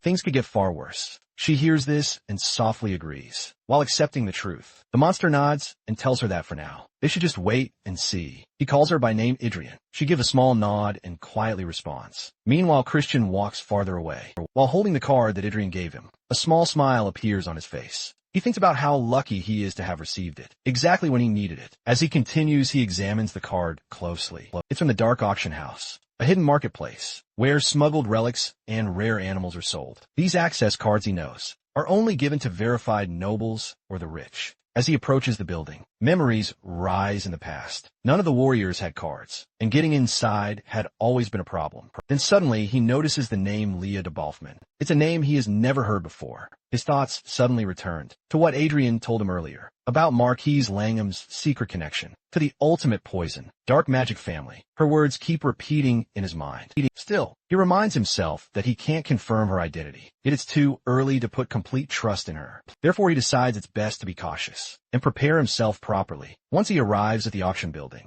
he heads to the counter and requests to send a message. Pigeon, the worker, nods quickly and hands him the tools. Christian writes down the name carefully, places it on the pigeon, and sets the bird free. As it flies away, he watches it go and quietly thinks to himself that the first step is now done. At last, he takes a deep breath and wonders if it's finally time to meet that guy. When Christian finally enters the building, the man in charge immediately steps forward. He crosses his arms and blocks the way, while warning that this is not a place for someone like him, and instructs him to leave right away. In response, Christian lifts his hand and reveals the card he carries. As soon as the man sees it, his face changes completely. Shock floods his expression, and he stammers an apology. Apparently, Christian holds a VIP card. The staff members nearby immediately begin greeting him with respect. The moment he enters the main hall, he notices that many people have already gathered there. Not long after, a man approaches him and with a puzzled look, asks whether he is Leah de Wolfman. Christian calmly replies that just for today, he is. Then he questions if there's any issue, although the man looks at him with suspicion. While thinking, his voice sounds far too deep for someone named Leah. He simply responds that there's no problem. Christian, without losing composure, asks to be taken to the branch manager. When the man hesitates, Christian sharpens his tone and repeats the request, while reminding him firmly to hurry. Eventually, they arrive at a quieter space, where Christian is invited to sit. The man, still looking uncertain, promises to bring the branch manager and walks away. Meanwhile, Christian begins observing the space around him. Everything in the room reflects wealth and status. He quietly thinks that every detail is top class, just as one would expect from the Rudolph Merchant Group. He remembers that this group works very closely with the Union Deer Merchant Group and is even powerful enough to operate a secret black market. In fact, their influence stretches across nearly every distribution route. In the Dark Magic Empire, he reflects that if the Rudolph Merchant Group can acquire something, no one else possibly can. Suddenly, The door opens, and a woman enters with quiet authority. She introduces herself as Ruvid, the branch manager of the auction house, and the head of the Rudolph Merchant Group. She confirms that he requested to see her, and asks what he needs without hesitation. Christian raises his voice and demands she bring Ravina. Ruvid freezes for a moment, startled by the name. She hesitates before repeating it with confusion. Christian looks directly at her and insists that she knows who Ravina is. The dear merchant owner, she admits she knows of Ravina, but claims even if she could reach her, she doesn't understand what he means. He calmly explains that Ravina is already here. Naturally, this makes her even more confused. Christian adds that it must be due to the power of the artifact, while suggesting that it's extremely effective. Then with a faint smirk, he tells her they'll likely be seeing each other more often. Her eyes widen further as her disguise begins to fade. Her real appearance becomes clearer, and panic flashes across her face. She demands to know how he figured it out. Christian, while staying composed, thinks back to his past life. He remembers the hardship she caused him, and silently promises she will repay it all in time. He mocks her openly now, while accusing her of hiding behind a relic. With weak camouflage, he laughs, and tells her that the relic's effect is so poor that her large face couldn't even stay hidden properly. She gasps and looks at herself in horror, while shouting that there's no way the relic failed. Christian, inwardly laughing, knows he's lying. He would never truly insult a well-crafted artifact. Still, he taunts her again, while suggesting her face is simply too large for full coverage. Ruv's anger rises. She argues that it's not the reason, and points out that he isn't really Leah, the Wolfman. She guesses he must be someone already well known in the Dark Magic Empire. She scolds him while reminding him that he entered a members-only venue, using someone else's name, so he has no right to act superior. Christian raises a brow and fires back, while asking who's really threatening whom. He warns her that he could easily spread rumors. One's claiming a union official is doing secret business in the Dark Magic Empire. Clearly, her confidence starts to shake. She shifts tone and asks what exactly he wants. He responds with a smile before long. She hands him several items, jewels, valuables, and rare materials. He receives them with satisfaction. As she turns to prepare more, Christian feels pleased with himself. He realizes he has just enough to gather the ingredients needed for a certain drug formula. Excitedly, he shouts that all this effort is to prevent destruction. He reminds himself that although this haul may not massively increase his strength, it's still enough to counter one or two of the backup plans Marquise Langham might have prepared. After that, Christian leaves the auction house. While walking through the training grounds nearby, he spots several people sparring with each other. One of them notices him and shouts out, while asking where he's going. The person invites him to join the training. Now that he's there, Christian pauses for a moment and then waves him off. He tells them he's too tired for moving around and questions why he should train, well, he doesn't plan to fight like a soldier, especially not like Rowan. With that, he turns away and calls out to them, while wishing them good luck with their training. One of the trainees glares at his back and yells after him, clearly angry, however. Another person steps forward, placing a hand on the angry one's shoulder. He tells him to let Christian go. He explains that Christian isn't getting much out of this anyway, and if he doesn't do anything worthwhile, he'll eventually fall behind. He watches Christian walk away and mutters in frustration, while wondering why someone so capable keeps throwing away his advantage so carelessly. Christian gives a small nod, while Ruvid ponders where he intends to make use of all this. She passes him a bag, and he scoffs internally, while calling her a painfully uncultured creature. In his thoughts, yet realizes now isn't the moment to nitpick about what he receives. Ruvid remarks she doesn't quite grasp what he's aiming for, but insists he keeps her identity under wraps. In exchange for this, he casually assures her, while adding they'll cross paths again, though she admits she'd rather not run into him. Next time, afterward, he brings up her name, while questioning whether he should stick with Ruvid or call her Rowena now. He considers that war might break out soon, with both the Union and the Dark Magic Empire making their moves, while hinting that the continent's political climate is growing tense. If an all-out war truly sparks, and routes across the lands get sealed, either the Union or the Dark Magic Empire will need to be taken down, while slashing trade in half. Ruvid dismisses his words, while insisting that war isn't something to treat like a child's pastime. But he challenges her certainty, pointing out how the rumors drifting out of the capital lately don't sound that far-fetched. She falls quiet while realizing the tension brewing in the imperial capital is real, with plenty of noble houses pushing hard for war with the Union. She questions why he's sharing all this, while wondering if he truly expects a simple merchant like her to prevent a war. Christian, with a laid-back tone, mentions she could just sponsor him instead, while claiming he will shape a future. Where war doesn't happen, she finds his talk confusing. So he clarifies that any force would need to pass through the southern, dark magic kingdom, where the dark mage family holds ground. But if he can secure the position of Duke this time, and ready himself for what's ahead, the worst can be avoided, and her trade profits will stay safe from being cut in half. He asks if she'll take this offer, all while thinking her eyes aren't hiding anything, and maybe investing in him isn't the worst idea. She eventually shakes his hand while agreeing, while warning that if he breaks his promise, she will leave him without hesitation. Christian coolly notes he doesn't repeat himself, and thinks he doesn't mind, even if she once rescued him from downfall. Now, in his mind, he calls her Mr. Moneybag, while telling her to stay safe on her way. Meanwhile, Christian works somewhere else, while reflecting that, since someone powerful from the ultimate poison, dark magic family, is involved, it's wise to have an antidote ready just in case. It's been a while since he last crafted one, and he isn't confident it will turn out perfectly. This time, back in his past life within the renowned medical clan, Christian struggles to keep the flame steady, muttering about its weakness. Elra urges him to fan it harder, reminding him their clan never loses when it comes to fire control. He complains back while questioning who she is, while recalling how they first crossed paths on the battlefield during the First War. She had no choice but to step onto that battlefield, young, after the demon King Evil Blood wiped out her clan, while seeing their unmatched medical talent among the 7 great allied clans. As a threat, Elra herself couldn't dodge the blade of the Demon King. Evil Blood, and Christian keeps fanning the flame, as she quietly observes how remarkable he is, while managing to recreate her clan's medicine. With only a quick explanation, she wonders why someone like him didn't appear in her life sooner. Christian mentions that even the renowned medical clan, once seen as saint-like, is falling apart, as the head of the household is already coughing blood.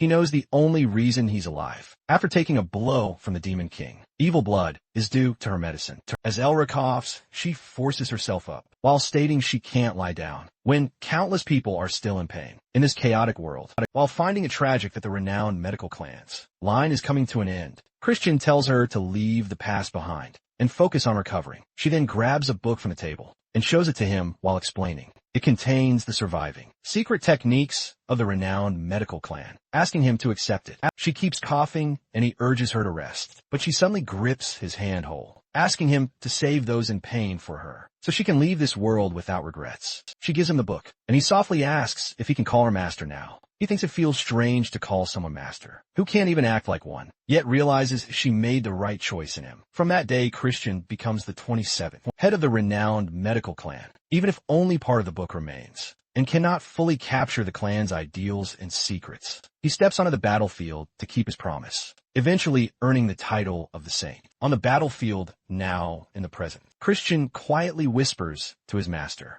while telling her she's probably living peacefully somewhere, but even in this life, he will honor the promise he made to her. Meanwhile, on the other side, the Marquis finally gets a letter from his young lord. He feels joy as he receives it, while chuckling, while recalling how Marion would go wild whenever she got serious, while wondering whose son this boy truly is. He opens the letter eager to see what it holds, then glances at the person nearby, while mentioning that it's time to start preparing for his son.